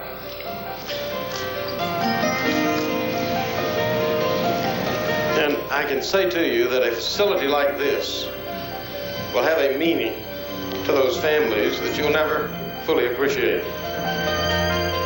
Many families have to travel great distances to get the kind of medical treatment their children need. Until these houses became available, many of them wound up in an often lonely hotel room.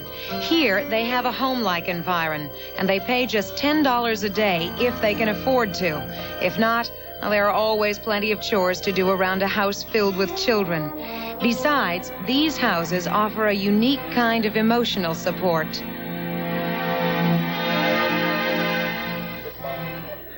Well, since the first house opened here in Philadelphia in 1974, some 50,000 people have taken advantage of it. One of them is Barbara Dye, whose 6-year-old son is in the hospital even now. And Barbara, as a parent, how important is the emotional support that you get from other parents who are going through similar crises? It's very important for us parents to be here and talk to each other about our problems. It makes you realize that you have the support of others and that we're not alone. You have a lot of support here today from some mighty mountainous-looking men. What does that do for the moral support of all of you? Oh, it's wonderful. We're all together and we're happy and we're together as a family having Thanksgiving. Terrific. Well, also over here, an Eagle that has not been introduced as yet, Bill Berge, who has been involved in this project since you came to Philadelphia in 1974. Why do you choose to spend Thanksgiving here? Well, first of all, we're very proud of our Eagles Fly for Leukemia campaign. We just believe that this is really what it's all about, people helping people, enjoying people, and when families can't be together on a Thanksgiving day, and their families are split, what better way than just to get together and, share one another, love one another, enjoy one another. And like I said, Sandy, this is what life is all about right here. People enjoying people. Well, I know the little lady who's what? The turkey, my goodness. Amy, I know you're a big Eagles fan. You must be glad to be sitting next to this fellow today. Yeah, it's great. I'd rather be here than at home. Fantastic. Let's go for that turkey then. It looks real good, gentlemen. It's good you could be here and join us. Well, it's always thankful on Thanksgiving because it is a day of thanks, and it's even more humbling to me to come to a place of this nature and to be grateful for being around people that are not so fortunate as myself. Well, we are about ready to indulge in all of this wonderful food, but before we do, from all of us here to all of you there, Happy Thanksgiving! Oh, that is so marvelous. The parents, the kids, the staff of the Ronald McDonald House, Bill Berge, and all the guys from the Eagles. Good job, Sandy. Great. It was nice to have Sandy join CBS. Always nice to have nice folks coming to this network. We have another new addition, Billy Packer. College basketball starts on Saturday. Back with Billy and that story as the NFL Today continues on CBS after these messages from your local stations. College basketball moves to CBS on Saturday. Most of you will watch Arkansas, Michigan. The rest of the country will see San Francisco, Georgia. Before the year is over, everybody's going to hear from our expert, Billy Packer. Billy, it's so nice to have you on the CBS sports staff. And you brought along a novel idea. A poll, a basketball poll, just what the world needs, Billy, another poll. Well, I think that we don't need another poll, but I think that it's very important for the fans around the country to get an opportunity to meet some of the guys that are going to do the decision process for us this year. We're going to have some outstanding coaches who we have selected around the country, and you'll see them right here. We've broken the nation down just like the NCAA tournament will be broken down. All the conferences represented. There you've got a guy like Jimmy Valvano in the East, you know, the Italian. He voted for St. John's in the 10. Because he wanted an Italian coach. The Mideast, Judd Heathcote, former national champion coach at Michigan State, ought to really be fun to fool around with there. Eddie Sutton will be the coach in our opening ball game down in Arkansas. Outstanding. Of course, Raymar DePaul. Jerry Pym voted for North Carolina. He said, heck, they knocked me out of the NCAA last year. Might as well put them on the top.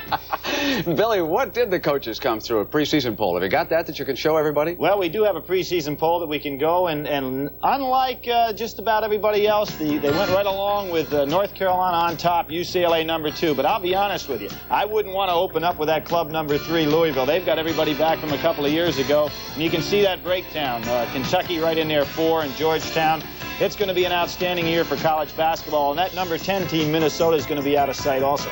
Billy, have veto power over these coaches if you want to juggle a couple of these? Well, we can't juggle it all, but Brent, we can go back after them, and we want the fans to get involved with this too. If they don't like what they see, come on after us, because we'll go after these coaches. They'll be on, and we can take a shot at them. All right. So nice to have you at CBS, and you'll be on the Michigan-Arkansas game on Saturday, right? Oh, that's terrific. We have another of our colleagues who is down at the sidelines, down in Texas, and that would be Irv Cross. Billy Packer says, hey, Irv Cross is in great shape. He could play basketball. Didn't even mention football. Let's come back and talk to Irv. At Northwestern?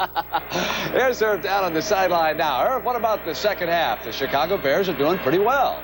I tell you, Brent, the Chicago Bears are really for real. I talked to the coaching staff before the game started, and they said, this might sound crazy, but we feel we can beat the Dallas Cowboys, provided we can make yardage on first down and get them in a situation where they have to be concerned about run or pass. Of course, Walter Payton is playing extremely well, and of course, young Singletary, a middle linebacker, is having a whale of a game. Danny White, by the way, hit in the back, deep bruise. They're x-raying right now to see how bad it is. Brent? All right, Irv, thank you so much. And the NFL Today continues on CBS with the second half in just a moment. CBS Sports on a day when our nation should be indeed giving Thanksgiving. Happy Thanksgiving to all of you from all of us at CBS Sports. John, the bird. Happy Thanksgiving. Happy Thanksgiving. Happy Thanksgiving. Good turkey.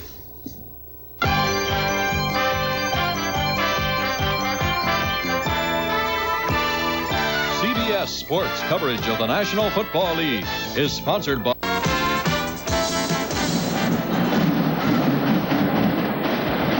As both the Bears and the Dallas Cowboys have returned to the playing field, the score at the half at Texas Stadium, Chicago 3 and Dallas 3. Once again, good afternoon. I'm Pat Summerall with John Madden. And, John, it's been a tough first half. Well, it really has. The short week, I think, really affects the offenses more than it does the defenses, and we're really seeing that in the first half because the offense is a timing thing. It takes much more practice and time, and the defense is more emotional, and they react. And there's been 5 fumbles in this first half. It's been that type of half. The offenses really haven't gotten anything going, and the defenses are really attacking. If you're Tom Landry, what do you tell your team at the half? I think what Tom would say is, he's always talking about consistency. And I know that he's going to say that we're not consistent. We're not consistent on offense. We have to get something going. And I think they'll start with Tony Dorsett, that'll be the first thing that they'll try to get consistent with, Tony Dorsett and their running game. Then, of course, I think on the Chicago Bears side, they just want to keep doing what they're doing and keep with their mixture, get a little pass on first down, and try and keep that Dallas Cowboy defense off balance.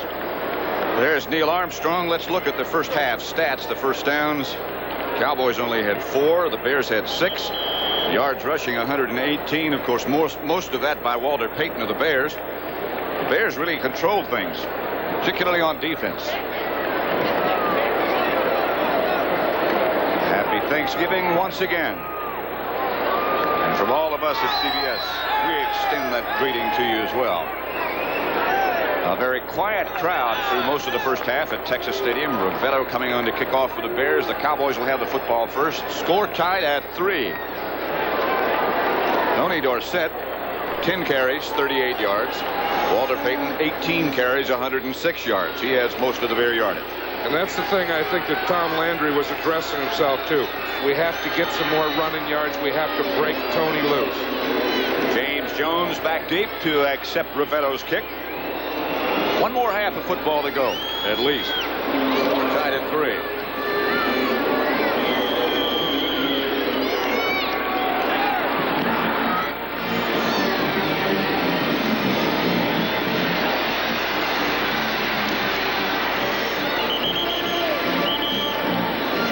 Brian Cabral, the first Bear down to make the tackle at about the 26-yard line. It's Glenn Carano at quarterback for Dallas. In the event you might have joined us late, Danny White had to scramble, got caught in a sandwich hit, got a bruised rib cage, and we don't know how serious it is or if indeed he'll be back. The Dallas offense, with the exception of White, same thing they began with. Dorsett deep in the eye. 2-3 in motion. Carano will throw on first down and fires outside, intended for Tony Hill. Ruben Henderson came over to break it up, but a penalty marker goes down. That's Al Jury, the official there. He was right on top of the play, and he was saying that that's pass interference on Ruben Henderson. Pass interference, defense, number 20, first down. Cowboys, the line of scrimmage about the 37-yard line. Watch. Here it is right there. You see he came in and he looked like he bumped him before the ball got there. That's a very tough call. Ruben Henderson had to do what he did on that play. First down, Cowboys. That's Springs. Springs had a -2 yards in the first half. He got about 5 that time, so at least he's in the plus side now. Stopped by Al Harris. You know, maybe that was one of the things that Coach Landry also talked about as halftime, is getting Ron Springs involved in the offense. He really didn't catch many passes or run the ball much the first half, and maybe he wanted to get the mixture that involved Ron Springs. 5 yards for Springs, make it 2nd and 5. Ball at the 43, score tied at 3.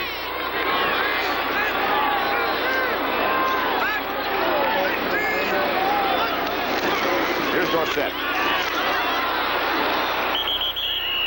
Al Harris made the tackle. Singletary really decked Ron Springs as he was trying to block him. Danny White, we are informed, will not return today. Tom Landry's calling the play there. He's sending it in with Butch Johnson. He tells him to play. Butch Johnson will come in, tell Glenn Carano to play. You just saw it there. It didn't take long to tell him that play, did it?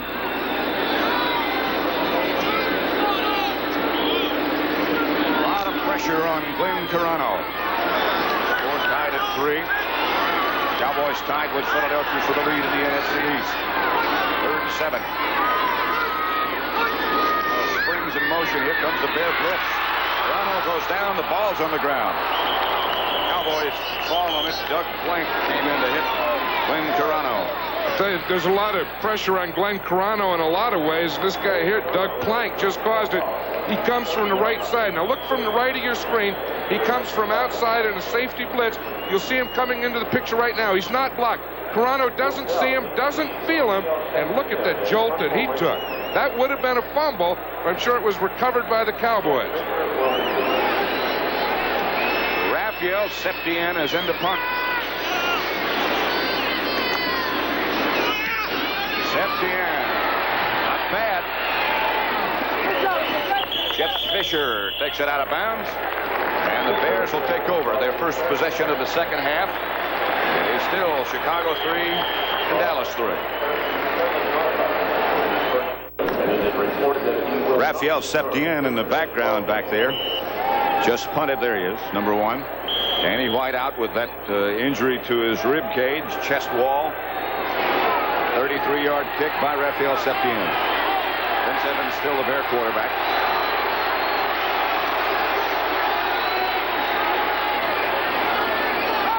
Schlegel in motion. Walter Payton will carry.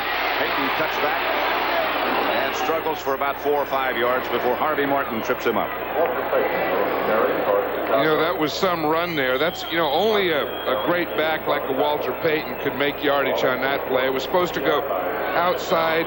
He planted that right foot. His next foot was with the left. I mean, his next step was with the left foot straight up the field.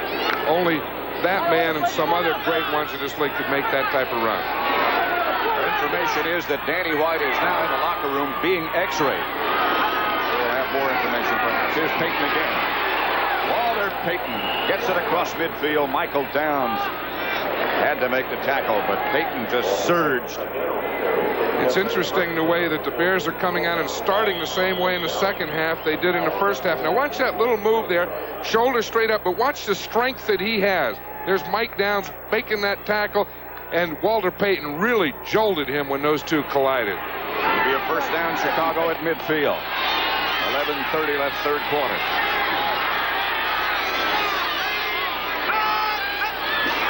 Payton again. And he got about 4. Ed Jones draped around his ankle, right behind.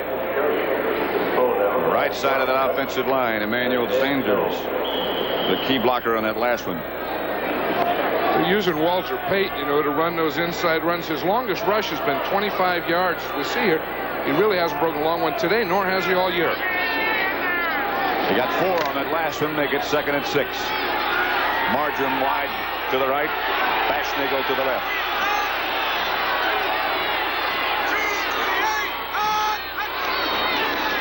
Payton again. And he ducks under a couple of tacklers. Charlie Waters made the tackle. Everson Walls had a shot at him in the backfield, and Payton just skipped away from him. You know what they did is they took Danny White into the locker room, and they x-rayed him. They have x-ray machines. See, he's in there right now. They have x-ray machines in all the locker rooms in the NFL where they can x-ray right on the spot. And that's what they're doing right now. We'll keep you up to date on what the word is with Danny White. 3rd and 4. Evans gives to Suey on the draw, and he's very close to a first down. Ed Jones made the tackle. I think that's only about the second time that Matt Suey's had the ball today. But again, that'll be part of the mixture. They want to give the ball to Matt Suey as a changeup off of Walter Payton. And, of course, maybe after they get a first down, they may start mixing in some pass here. It'll be a 4th down. And they're going to go for it. Suey has carried the ball 3 times all day. And this is the time that, you know, Neil Armstrong says, we're 3 and 9. We have to do it. If we're in this game, we have to do things like go on 4th down. They go with 2 tight ends, and one of those tight ends, Mike Cobb, went too early. And now they'll have to punt. That will make your hair that color. That is what will upset a coach. Here he is, they're in a big situation. 4th and inches, it was number 87. He was a left tight end, and he moved before the ball was snapped. Now they'll have to punt, and Bob Parsons comes on. Instead of 4th and a foot, it's 4th and 5.5. Watch it right there. You know what happened? I think D.D. Lewis took a little jab step, and Mike Cobb, instead of reacting on the snap count, reacted to D.D. Lewis's movement. Jones stands back deep at his own 10.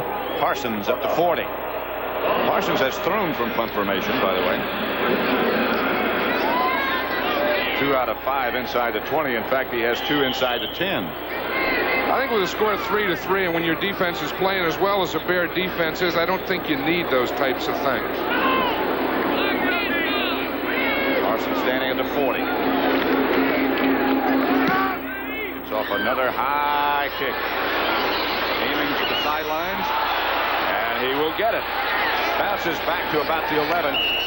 But Parsons has had some magic on the ball today. That's the third time he did it. It didn't turn over, but it bounced and stayed and came right back to him. Still 3-3. They put the ball down at the 12-yard line where the Cowboys have it 1st and 10 with Glenn Toronto at quarterback. Still no further word on what the situation with Danny White is. Drew Pearson split wide to the right. Tony Hill to the left.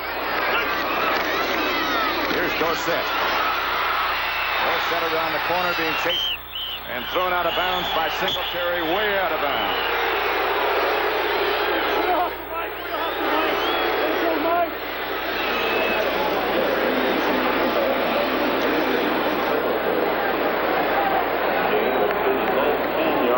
Well, just again, we'll see Dan Hampton now. He's the defensive end on the side that they're coming to see, and they start out, and he gets blocked by the right guard on that play. Herb Scott, the pulling guard from the left side, and it got his hands down so that Dorsett was able to make that bounce and that jump around the end. Now he's out of bounds there. You have to stop tackling him. There's Dorsett going the other way. Dorsett may have the first outside the 20. Gary Campbell made the hit. It is a Dallas first down. Tom Landry is going to send in Ron Springs with a play now, and I'm sure that's part of his plan, is in this second half is to establish Tony Dorsett. There is the Bear punter, Bob Parsons. He's had a hot day. That's why he's smiling. First down, Dallas at their own 23. 8:29 left in the third period. The score tied at 3-all. Dorsett again. There he goes. Almost broke it. Otis Wilson made the stop. Dorsett out to the 30. This Bear defense is very active. They rely on their two safeties, Fensick and Plank, to make a lot of tackles. And we were talking earlier about Tony Dorsett. Maybe in the first half he won't get as much, but in that second half, when you start to wear that defense down a little, that's when he may get his yards. Of course, Walter Payton already has his. Yeah, an outstanding first half. Here's Dorsett, 14 for 54 now.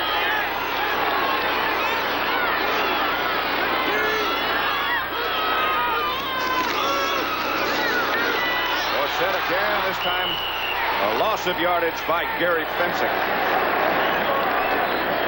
We were just talking about how these safeties, this Gary Fensick, as we see right here. Now watch him. He'll be outside on the left. He's what they call the force man. He comes out to the outside. Don't let Dorsett bounce out. He not only didn't let Dorsett bounce out, but he made a great tackle. Sure did. That's a formed tackle. Watch him. You see he's coming out to the outside. Just wrap around those knees. That's where you have to tackle Tony Dorsett. 3rd and 7. Clock running now, just over 7 minutes left to play third quarter. 3 wide receivers as Toronto goes back in the shotgun. Takes the snap. Toronto throws incomplete to Drew Pearson as he is cut down again. Reuben Henderson back there with him. I'll tell you, that Chicago Bears secondary has been all over that field hitting today. Now watch this. Watch, Fensick is zeroing in on Drew Pearson there. They had him inside out, and it looked like Drew saw Fensick coming. He did take a look. Here's Raphael Septien's second career punt coming up.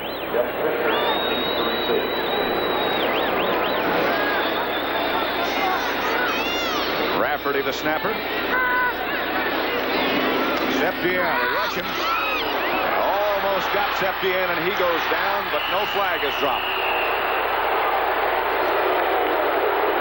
Tried to block it, and all very nearly got it. I'll tell you, if they didn't hit him, they sure. Septien's a great actor. This is only his second career punt in the National Football League. He even steps like a sidewinder when he punts. The ball's off. He wasn't touched. He went down and fell on someone. Bruce Herron was close to him, but didn't touch him. CSB.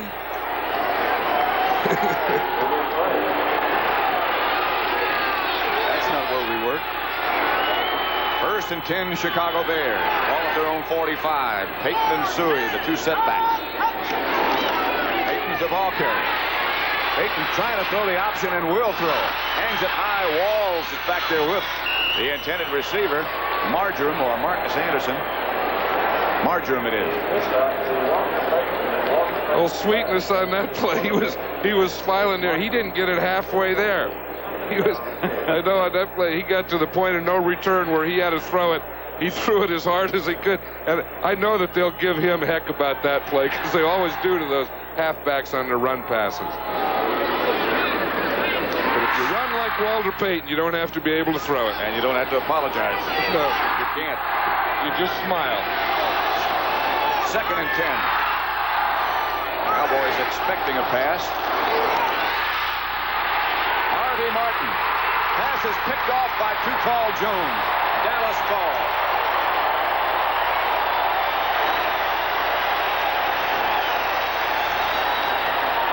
Jones fielded it in the air. Watch this now. I think the Dallas defense figures they have to win the game themselves. Watch him from Vince Evans' backside, his blind side. He doesn't see Harvey Martin come. He hits it at too tall. Jones was right in position to catch that ball and have an interception. Dallas gets the turnover. 1st and 10 at the 35 of Chicago. That's teamwork by defensive ends, and there's the man that caused it. Dallas went into the game tied for the lead with Cincinnati in takeaways, and they've added to it today. Spring. He's going to throw. Left-handed thrower. Throws for Tony Hill. Hill bats it around. Interception in the end zone. Reuben Henderson back there with him. They just kept it alive. That is something. Maybe the Cowboys got the idea from the Bears, but it didn't work from the Bears either. Reuben Henderson wasn't fooled at all. He doesn't go for the run at all. We see Hill. He's supposed to come down and then go act like he's stopping and jog. We see there's Doug Plank. He's right there with him. The ball is up. Now watch. It's tipped. It's up once. It's tipped again by Tony Hill. And by that time, Reuben Henderson was back in position to out-wrestle Tony Hill for the ball. So the Bears will take over at their own 20. The rookie, his 3rd interception of the year. Chicago 3, Dallas 3, and turnovers are 3 apiece as well.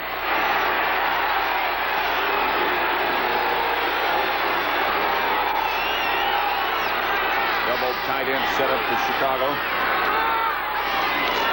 Payton on 1st down. Cuts to the outside. Payton with a stiff arm is taken out of bounds, and a penalty marker goes down. They'll call it against Mike Downs. Walter Payton is making some of those same moves that we've seen Tony Dorsett make over the year, where you take that thing inside, hold the defense, and then bounce outside against them. Face mask violation call against the Cowboys. Now this penalty can be 5 yards, which it is here, or 15 yards, depending on the severity. On a tackle, face mask, 5 yards, number 26, defense, 1st down. What it is, if they just touch the face mask and they don't twist or move the head, then of course it would be 5 yards. If they take it, watch that move. Now watch Mike Downs here. It's okay for Payton to stiff arm him. See, he grabbed him by the face mask. That was a penalty, so he gets that yardage plus 5 yards. And gets the 1st down. It's Suey this time. He gets about 3. And is hit by about 4 members of the white-shirted Cowboys. Harvey Martin, the first man there. There's Danny White. I'll tell you, Danny White is something. The X-ray showed no fracture, but you know what happens when they get hit like that? Sometimes they get a spasm, where everything, that whole side and back tightens up, and you have no motion at all. I'm sure that's what happened to Danny White. 2nd and 8. 5:45 left to play. Ball at the 33-yard line of Chicago. Score tied at 3 apiece. Payton again. Payton wrapped up by Randy White. Randy White looked like a linebacker on that one. Look at these stats, and they're all the same. Turnovers, Chicago 3, Dallas 3. Score, Chicago 3, Dallas 3. Good poker hand. Brooks Williams checks into the Chicago lineup, as he does frequently on passing situations. Out comes Robin Earl. Williams, the tight end, on the left side.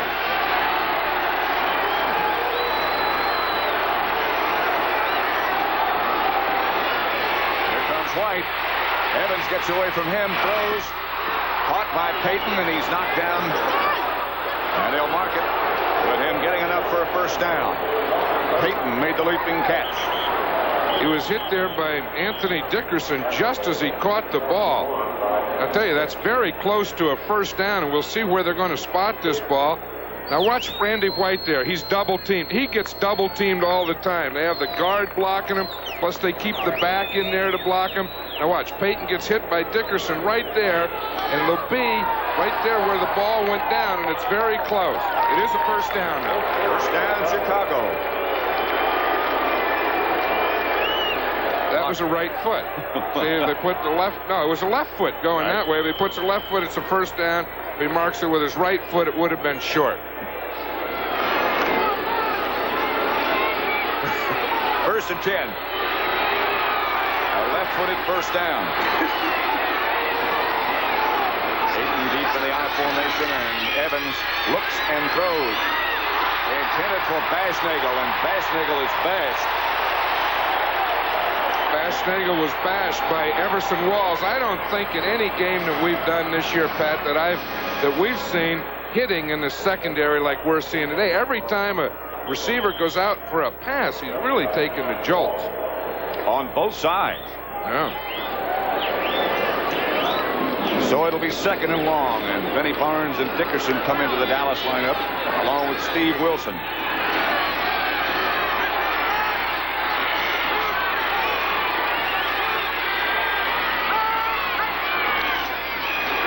Payton as they run, and Payton just hurls that body down near a first down again. Michael Downs was the tackler.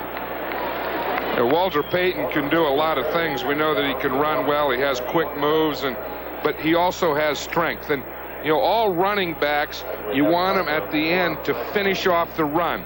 Don't stop when you first get hit. Get another yard, get another half yard, finish it off. They bring out the sticks again as Payton, running on second and long, comes that close to a first down. That was a right foot. See, we saw a left foot earlier, and now we see a right foot. And about a foot short. 4 minutes, 12 seconds left to play. The ball right at midfield. A 44-yard field goal by Rivetto. The Bears 3. A 41-yarder by Rafael Septien. Excuse me, Pat. You know what wouldn't be a bad play here for the Bears? I'm sure they would go for it on fourth down if they don't make it. Is a play pass. Fake a run, try and get the Cowboy defense up and try and get someone deep. Third and short. Bashnagel in motion. Handoff is to Suey. And Suey breaks into the secondary and very nearly goes the distance. Waters dragged him down and saved 6. You know what wouldn't be a bad play, Pat, here? Is to run to Matt Suey to the left side. See, they'll be keying on Payton, bring Payton across the backfield, hand it to Suey inside, and let him pick up the first down. That wouldn't be a bad idea. That and a play pass. Or a play pass. First down, Bears. Line of scrimmage, the Cowboy 35. Clock running at 3:20, third quarter. Bashnagel comes in motion. They hand off to Payton. Payton gets a couple. Is knocked back by John Dutton. You know, the one thing, the offensive line of the Chicago Bears are really doing a pretty good job of blocking that Cowboy defense. Keith Van Horn has his hands full over there with Too Tall Jones, but he's doing a good job. Emmanuel Sanders at the right guard is doing a good job. Andy White over with Glenn Carano, who has taken his place as a Cowboy quarterback. They're getting close to field goal range. Vince Evans, the quarterback, on second and long. Kicks back to Suey. Suey cuts back his side and gets down to about the 25-yard line, about a yard shy of a first down, it looks like. And you know, the block that sprung Matt Suey where he could pick up that yardage was made by Walter Payton on D.D. Lewis. He really does it all. Matsui of Penn State. Third down, about a foot. Mike Cobb checks in for the Bears. And now I'd say they are at field goal range. Ricky Watts out of the game as they go with two tight ends and Bashnagel in motion. Matsui, and he has another first down. He just got the play off. Bob Bruning made the hit. First down, Chicago Bears. You know, the Bears have been called once for the 30-second violation. They started about 3 weeks ago calling the plays from the sideline for Vince Evans. Vince Evans, before that, had been one of the few quarterbacks in the National Football League that called his own plays. And he says he likes it better this way. I think he may have even suggested that they do that, because then he can just concentrate on execution. First down at the 24. Bashnagel again comes in motion. No flag. This is Payton. And Payton's struggling for a couple. Bob Brunig. That was Dutton that was very nearly offside, but no penalty marker dropped. Like John Dutton started, he looked like he was going to a stunt to the inside, and he started a little soon. Now here we see Neil Armstrong, Ted Marcia-Broda to the right, the offensive coordinator, and they call the plays. They'd already sent one in. Less than a minute left to play, third quarter. Second down and 8. Ball at the Dallas 22. Pitches back to Payton. Payton looking for someplace to go. Still on his feet. Goes down the sideline and out of bounds. Michael Downs knocked him out of bounds. They just can't get him down. You know one reason? Because he always has his shoulders perpendicular to the line of scrimmage. He always has his shoulders square going upfield. And when he's in that position, he's tough. Now, if he were going sideways with his shoulders in this position, now he couldn't. But now watch when he squares up here and gets in that running position. He is very quick and very powerful. Blocked by Suey out in front of him on Charlie Waters. Mike Cobb limps off the field for the Bears. Like something happened to his right foot. They'll measure again for a first down. Had to take those chains all the way across the field. About that much short. There he goes again. Yeah, they'll show that to you when they don't do that when it's first down. You know, it's funny, Walter Payton isn't having the great year that he's had in the past, and people were saying that he's lost a step, that he's done this and that, but I think that he's shown people today what he's been saying all along. No, I'm no different. But you know, when you lose, you're 3-9, it's tough. What do you say? You don't want to point fingers, and it's been a real tough year for Walter Payton, but today he's showing what a great back he always has been. And he hasn't lost anything. Third, about a foot, two tight ends. Brooks Williams and Robin Earl. There goes Bashnagel in motion. The handoff is to Suey, and Suey breaks a tackle. Gets down inside the 10 to about the 6 before Mike Hegman made the stop. Mark it at the 7. First down. Tom Landry doesn't like this. But, you know, Matt Suey, he reminds me of Pete Banaszak, who we had, that really has a feel for that short yardage where you start in one side. Now watch him here.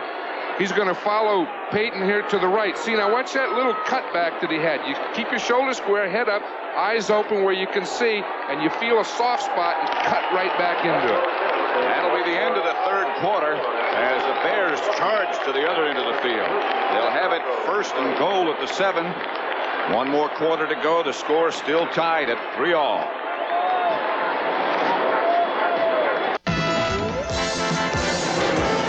Pat Summerall with John Madden. That's the situation right now. Chicago 3, Dallas 3. Fourth quarter just about to begin. The Bears have it first and goal on the 7-yard line of Dallas.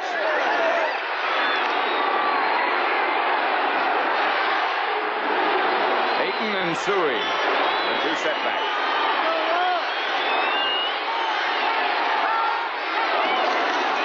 That's Walter Payton, stacked up after about a yard, and now he struggles to keep his feet and get another one. John Dutton, the first man there. I'll tell you, that's some wall to run into. Too Tall Jones and John Dutton. Look at you talk about control. You see that time of possession? In this second half, the Bears have really controlled the ball. They give Peyton a yard, so it's 2nd and goal from the 6 now. Vince Evans, of course, is a fine athlete and very capable of rolling out. Certainly in a situation like this, he's a threat to do that. Evans to Peyton. Peyton cuts back. Doesn't quite get in. He stopped at about the 2 by Bob Bruning.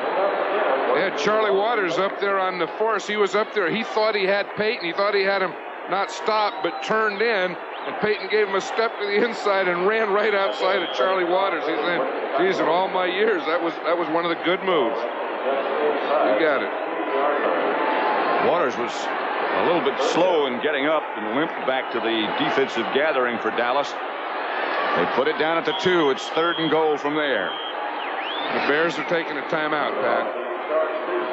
Evans not quite sure of what he wanted to do.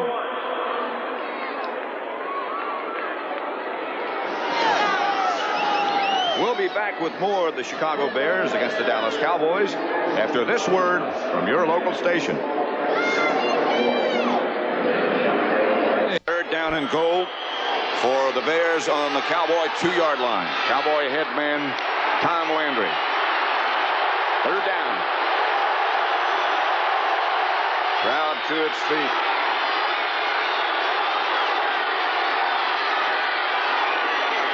It's Evans rolling out, and Evans will roll into the end zone.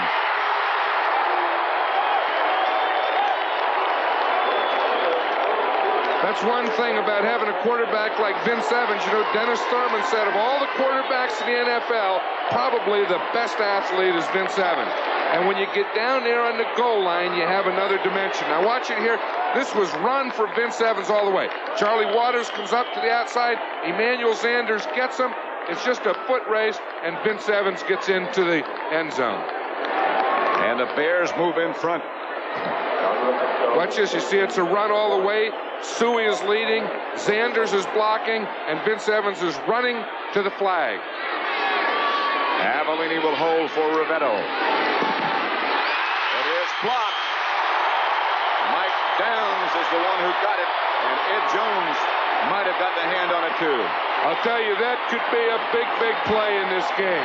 You know, anytime you miss you miss an extra point, it usually comes back to haunt you. Now watch this. We'll see it come from the right side. Right, it was Too Tall Jones. His right arm. Too Tall Jones is 6'9". He gets that right arm. He's 7'6", and boom, he just whapped it right back at Rivetto. Almost like a spike. I'll tell you, those things always come back to haunt you. It doesn't seem like a lot at the time. The Bears are ahead 9-3, but that single point will be there. A lot of time left. 13:39 left to play. The Bears ahead of Dallas 9-3.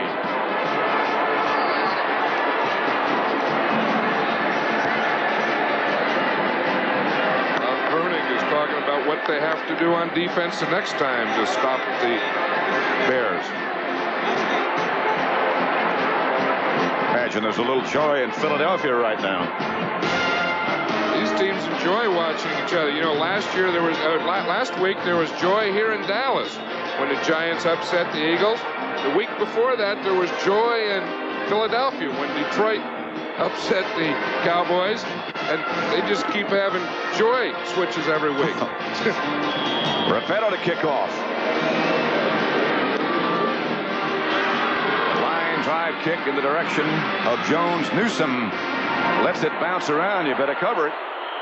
And finally Jones does. And they'll bring it out to the 20. The AFC Central Division standings you saw right there. Don't forget Sunday, the Rams will be in Pittsburgh. And Pittsburgh with playoff hopes still alive. Starts with the NFL today. Pittsburgh has Lynn Swann back now, and that Terry Bradshaw, when he gets it going, you know, he can throw 4 or 5 touchdown passes. Crowd coming to life now. Dallas has the football. Drew Pearson out to the left. Tony Hilsford out to the right. Glenn Toronto, the Dallas quarterback.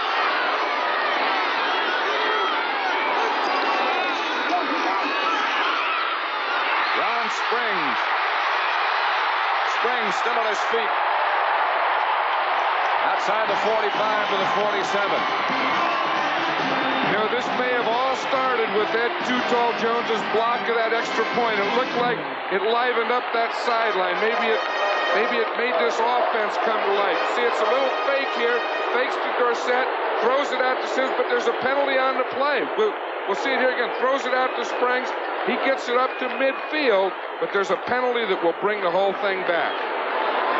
They walk it off against Dallas, and the ball goes back to the 15. Let's see what happens. Offside, offense, number 80, first down. Tony Hill jumped and nullifies everything. It'll be 1st and 50. Landry a little disgusted.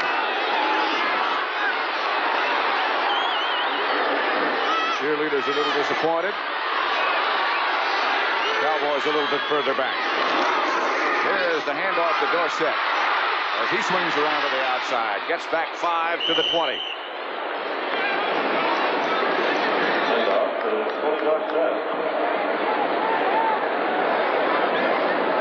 We didn't think that it would happen today, but we know that Tony Dorsett has gained over 1,000 yards, and Walter Payton, look at that, he's the 8th person to gain 1,000 yards this year. He's right at 1,000.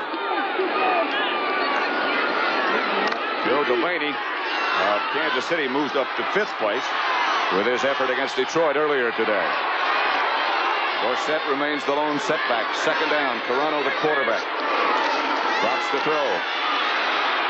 Going deep for Tony Hill. Hill has it.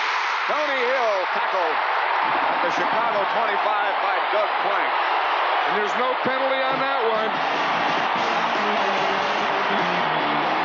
This is a great throw by Toronto. That was a great throw. And Tony Hill, watch him. There's Reuben Henderson, number 20. He's on him. He's not playing a man-to-man to the inside. See, he thinks he has help inside. And Tony Hill just runs right between Henderson and the safety, Gary Fencing.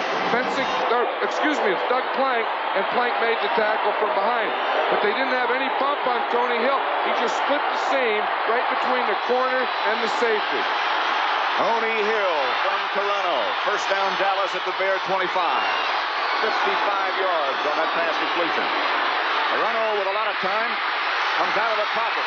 Toronto to the 20 and gets underneath. Al Harris at the 19. Wonder what Tom Landry was thinking on that run, Pat. You know, Danny White did that, and of course, the hit that he took, he had to leave the game. He sees Carano doing the same thing. Carano looks like, I escaped that one. I dodged a bullet there, but there's a Chicago Bear on the field. That's Al Harris who's down. A 55-yard shot from Carano to Tony Hill has put the Cowboys back in business, but the Bears lead 9-3. A critical contest for Dallas and for Philadelphia. Tied at 9-3. After this, they'll only have 3 games left to play. By the way, this is the 6th time that Walter Payton has gone over 1,000 yards in his career, and that is a new NFL record.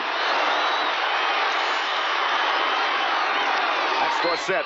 He cuts back inside the 10 to about the 9 is Dorsett. Fencing made the tackle, but it'll be 1st and goal, Dallas.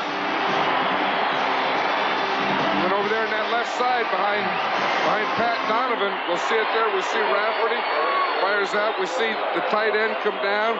We see the good lead by Ron Springs, who took the linebacker route so Dorsett could cut to the inside. Dorsett doesn't need an awful lot to get through a hole. 1st and goal at the 9 as Pearson and Hill both split wide to the right. Tight end Doug Crosby is on the left-hand side.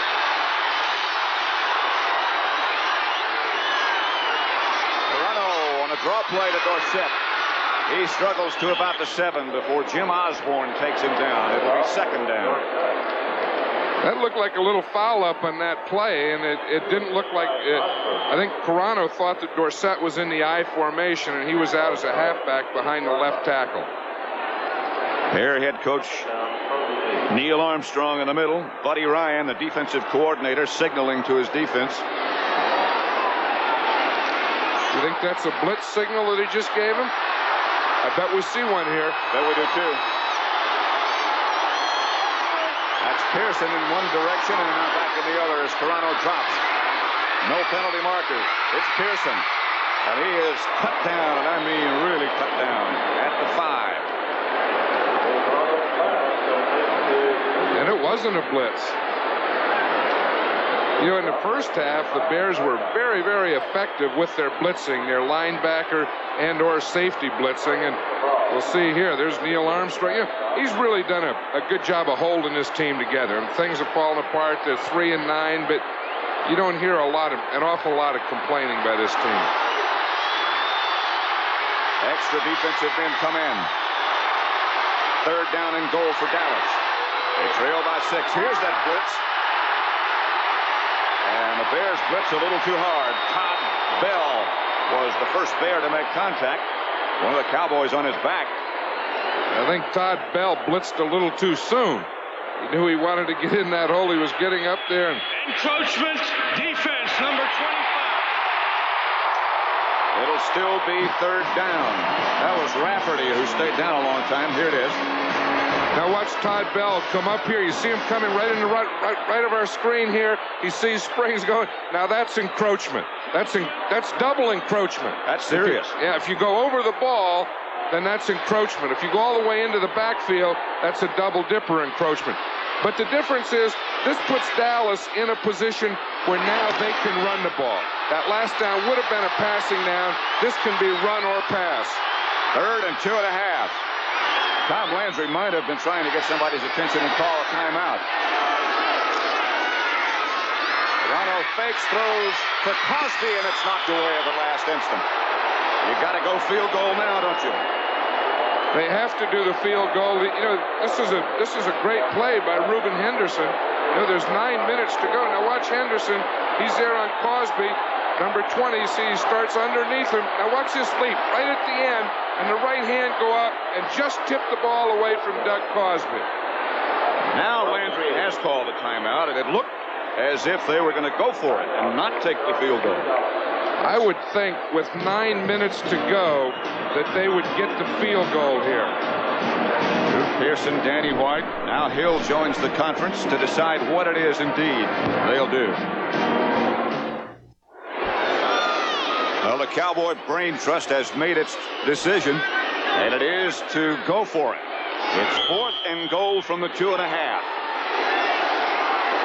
Neil Armstrong, he doesn't want to watch it. I would expect that we'll see some type of quarterback option run or pass. Toronto asking for quiet. Septien and Landry. Dorsett and Springs behind Toronto. The fake is to Dorsett. It's patted away by the Bears and very nearly picked off by Mike Hartenstein. Hill was wide open. So was Cosby in the end zone, but they couldn't get it done. They couldn't get it past Hartenstein. The Bears had their 5 defensive linemen on the field, and it was an option run or pass. They faked the run. Toronto went to the outside, had the run or pass. He had the pass open, but it was knocked down.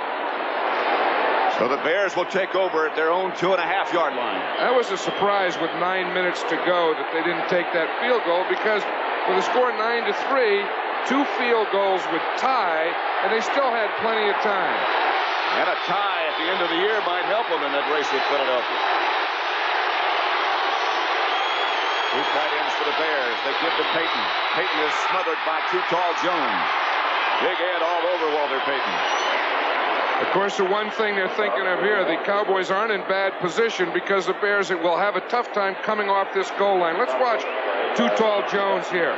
Slam into Van Horn, get penetration into the backfield. Look at him. He just grabs guards and tackles and then finds Payton. If he's not playing like an all-pro this year. He really is. And, you know, and a big difference, he plays the run as tough as he wrestles the passer. The Bears 9, Dallas 3. 8:28 left to play, and the clock is running. Tim Simmons, the Bear quarterback, gives again to Payton. And again he gets a couple, and that's all Randy White. Speaking of all-pro seasons. Randy White has an all-pro season every season, but these Bears have really been something today. You know, you have to credit the defense and the job and the scrappiness. of that group. They've been in there and fought these Cowboys all day. 32 carries, 163 yards for Walter Payton. He'll probably have another one right here. Back in front of him is Suey.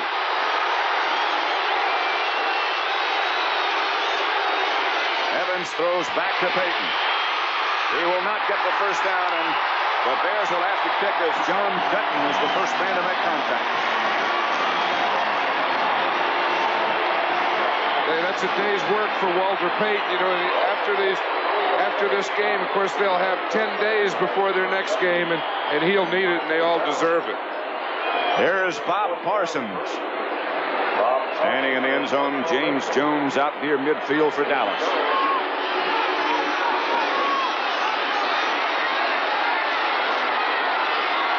I'd be surprised if the Cowboys come on a block in this position. One thing you don't want is roughing the kicker, though. Parsons gets off a good one. Jones retreats to the 45, looking for some place to go. Gets around the corner. James Jones down the sideline. Jones puts him in good shape. The ground knocked him out of bounds. But it'll be a first down, Cowboys, inside the Bear 35 when we come back. The score is Chicago 9, Dallas 3.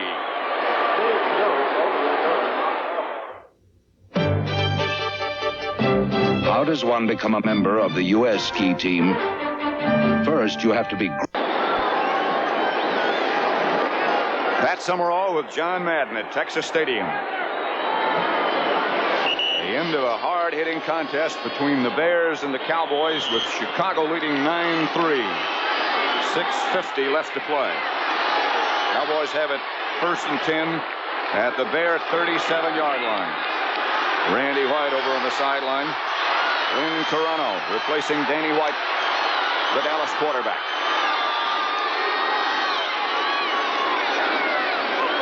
Salvi in motion. Toronto back to throw.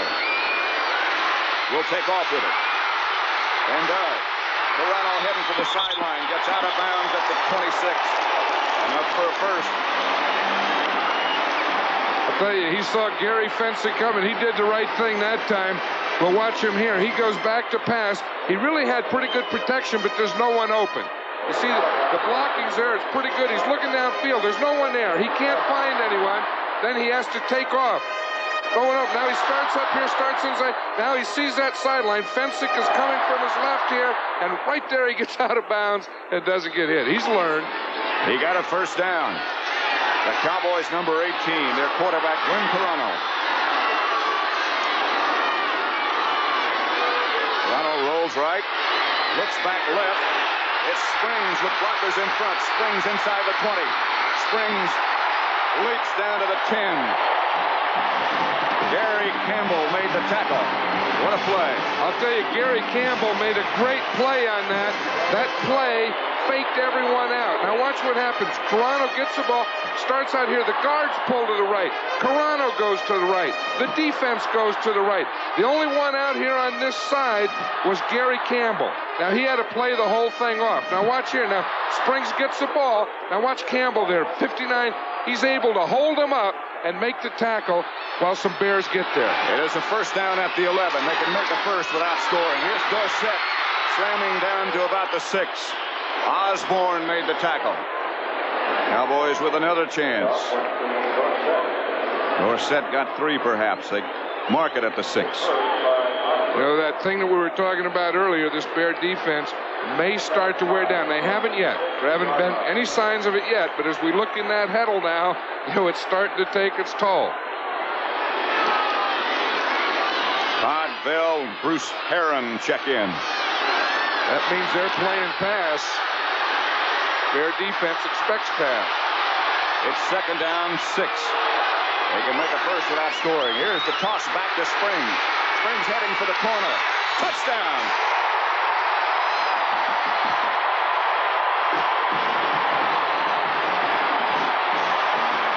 The first one there to congratulate him was Tony Dorsett.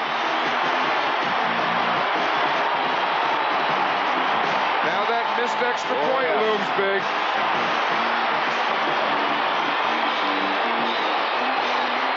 He looked like he won.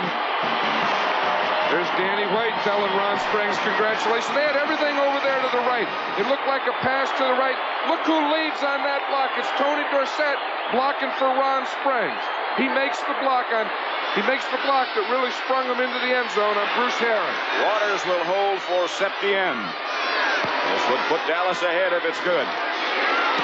Septien hits it.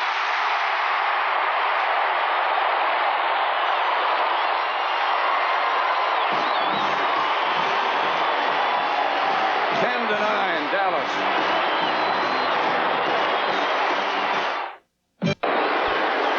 Here's the difference so far. Right, and you talk about a play that changed the momentum, that put Dallas back in this. It's this play right here. Too Tall Jones, number 72, spiking that ball, blocking the extra point that made the big difference in this game. That always comes back to haunt you, Pat.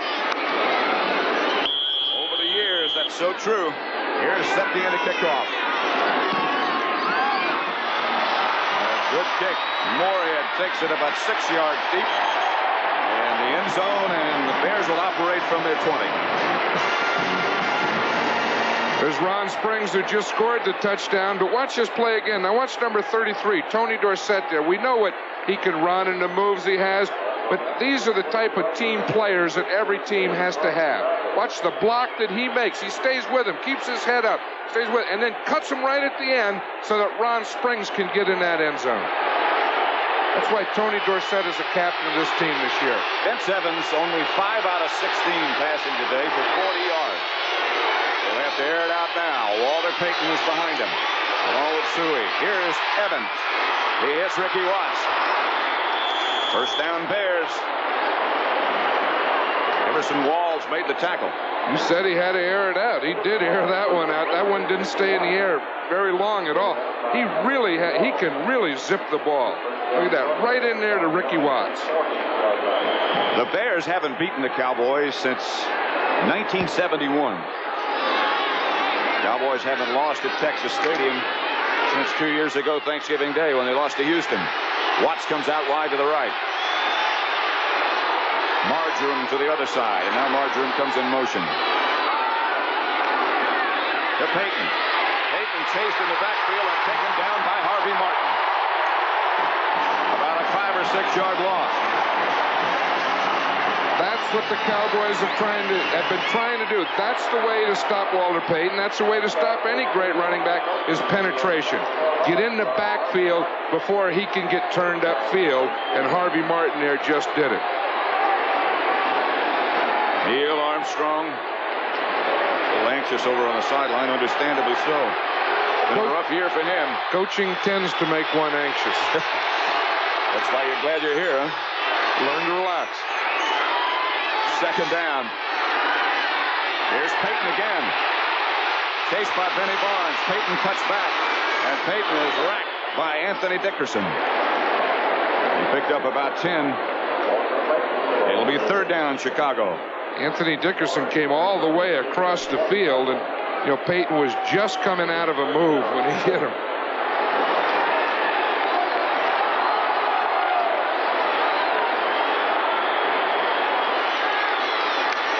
Third down, 5. Chicago has all 3 of their timeouts remaining. Dallas has 2. Landry looks on. Less than 3 minutes left to play. Cowboys with the rush on. Openers Watts. Evans missed him. Steve Wilson, the defender closest to him. That has to be credited to again, it was Anthony Dickerson who hit him because Watts is open out here. You see, he's running what they call a short corner. He starts to the inside. Good move back to the corner. He has about 3 or 4 steps on Steve Wilson, but Evans had to throw the ball because Anthony Dickerson was right on top of him. Check what I said a minute ago.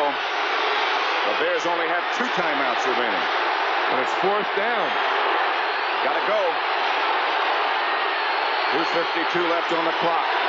Evans. Cowboys fake blitz. Penalty markers go down. Cowboys think it's against the Bears, and they are correct. It's against Ted Albrecht right there, number 64. He moved. Looks like he was asking what the snap count was. You see me put up that one finger. He thought it was on one. Look, he's still saying, I'm sorry, I thought it was on one. Because once those offensive linemen get in a three-point stance and they get set, they can't move. You know, if I were the Bears right now, offense, fourth down. I would punt. Because with 2 minutes and 50 seconds, all they need is a field goal. They have plenty of time. Fourth down and 11. Evans back deep. Has time. Throws. Penalty marker goes down. Flag is down. Steve Wilson, the defender.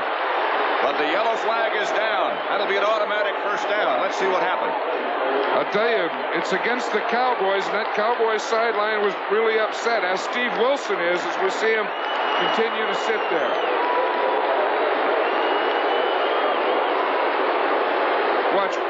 We'll watch the whole play again. Here's Ricky Watts. They start off in his zone. Steve Wilson bumps him. He's okay the first 5 yards. It wasn't on there. First down. Excuse me, it's going to be right here. See, he has that left hand on him. You see him grab the arm with the left hand? That was the pass interference. You can see the official going for his handkerchief just as soon as he put that arm on. First down, Bears at the Dallas 40. They need a first down and perhaps a little more to get within range for the field goal. 2:42 left to play. Peyton, the ball carrier, tripped up after 3 by Ed Too Tall Jones. That's right. The Bears have to remember now, with 2 minutes and 33 seconds, that they have plenty of time, that they're working for a field goal. They don't have to do anything silly. All they need is, you say, about 10 more yards to get in that range. And time is not important yet. They let the clock run. They have 2 timeouts remaining. Perhaps they'll get a play off before the 2-minute warning. Taking their time. They'll let it run down to 2 minutes.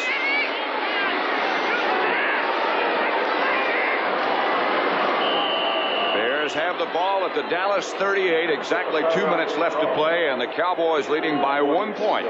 10-9 over the Bears. Pat Summerall with John Madden at Texas Stadium. 2nd and 8 for the Bears. They have 2 minutes left to play. Both teams do, of course. At the 38-yard line. And the Cowboys lead by 1 point. And the Bears need about 10 more yards to get in position for a field goal. 2nd down. Peyton looking for some running room, doesn't find much. John Dutton wrapped him up at about the 35. From here, if they try to field goal, it would be from 52 yards out. I still think to feel comfortable that 10 more yards would be a lot more comfortable for him. Certainly would. Here's Rivetto.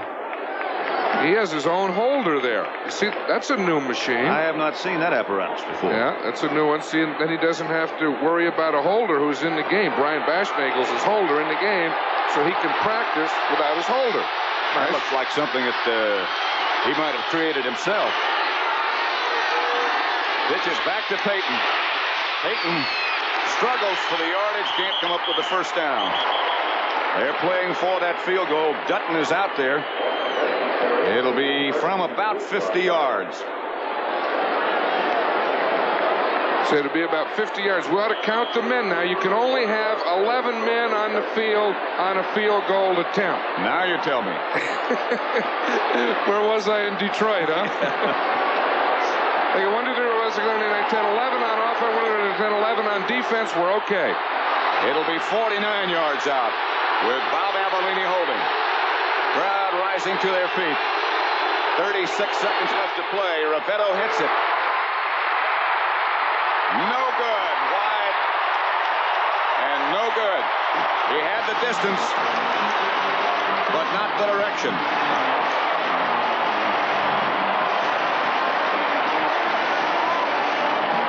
$65,000 people take a sigh of relief.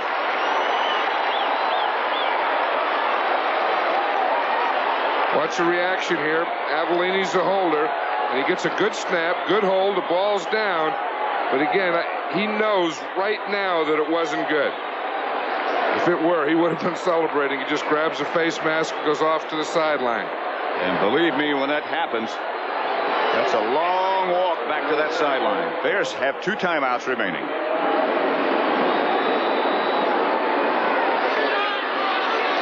Toronto just covers up.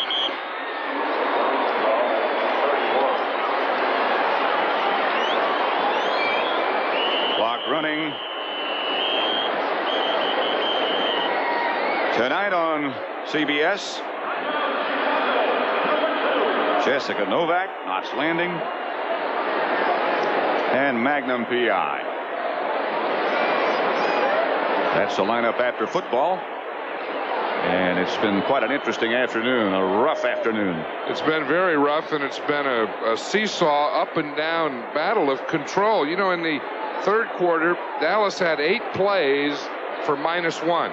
Now in the fourth quarter, they come back. They had 12 plays for 115 yards. And that's really the difference. Although they missed field goal, there's a difference. That block extra point. It didn't help matters.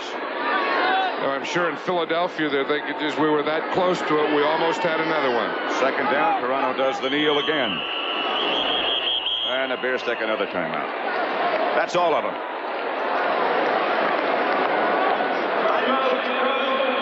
There is Glenn Toronto, who came in and replacing Danny White and did a fine job. The NFL today, next Sunday.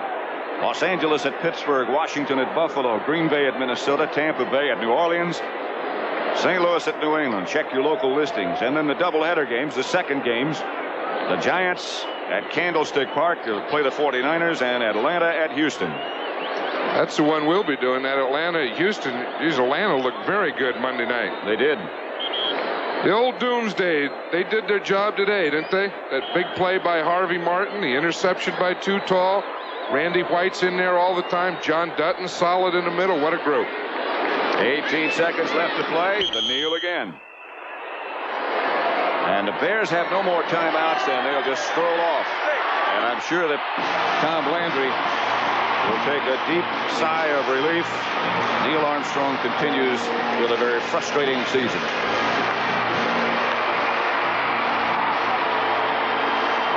Again, the final score. Dallas Cowboys 10, Chicago Bears 9. Again, we wish you a happy Thanksgiving. Happy Thanksgiving. It's been a very eventful day. Senior producer Charles Milton III. Game produced by Terry O'Neill, who made the trip down to Dallas. Directed so well by Sandy Grossman. And all the rest who spent Thanksgiving in Texas and made it a most enjoyable trip. Thank you. Quite a group, John. They sure were. They were on top of everything today, you know. And I think that pregame meal that we had last night, that turkey dinner, I think was the thing that they needed, because they were really ready to go today, that group. Either Great that job. or the cigars. It's Dallas 10, Chicago 9. That's the final score. For John Madden, Pat Summerall saying so long from Dallas. Let's go to Brent Musburger. All right, Pat, thank you so much. Now, there was one other game played on this Thanksgiving Thursday. That was in the Motor City, and here come the Detroit Lions. That legend is still alive and rolling. It was Eric Hipple against Marv Levy, and the Kansas City coaches couldn't even get the headset to work. And Hipple said, let's roll. David Hill, where are you? 7-0. The Lions go ahead. But the Chiefs bounce back. Billy Jackson plows up the middle after the extra point. It was 7-0.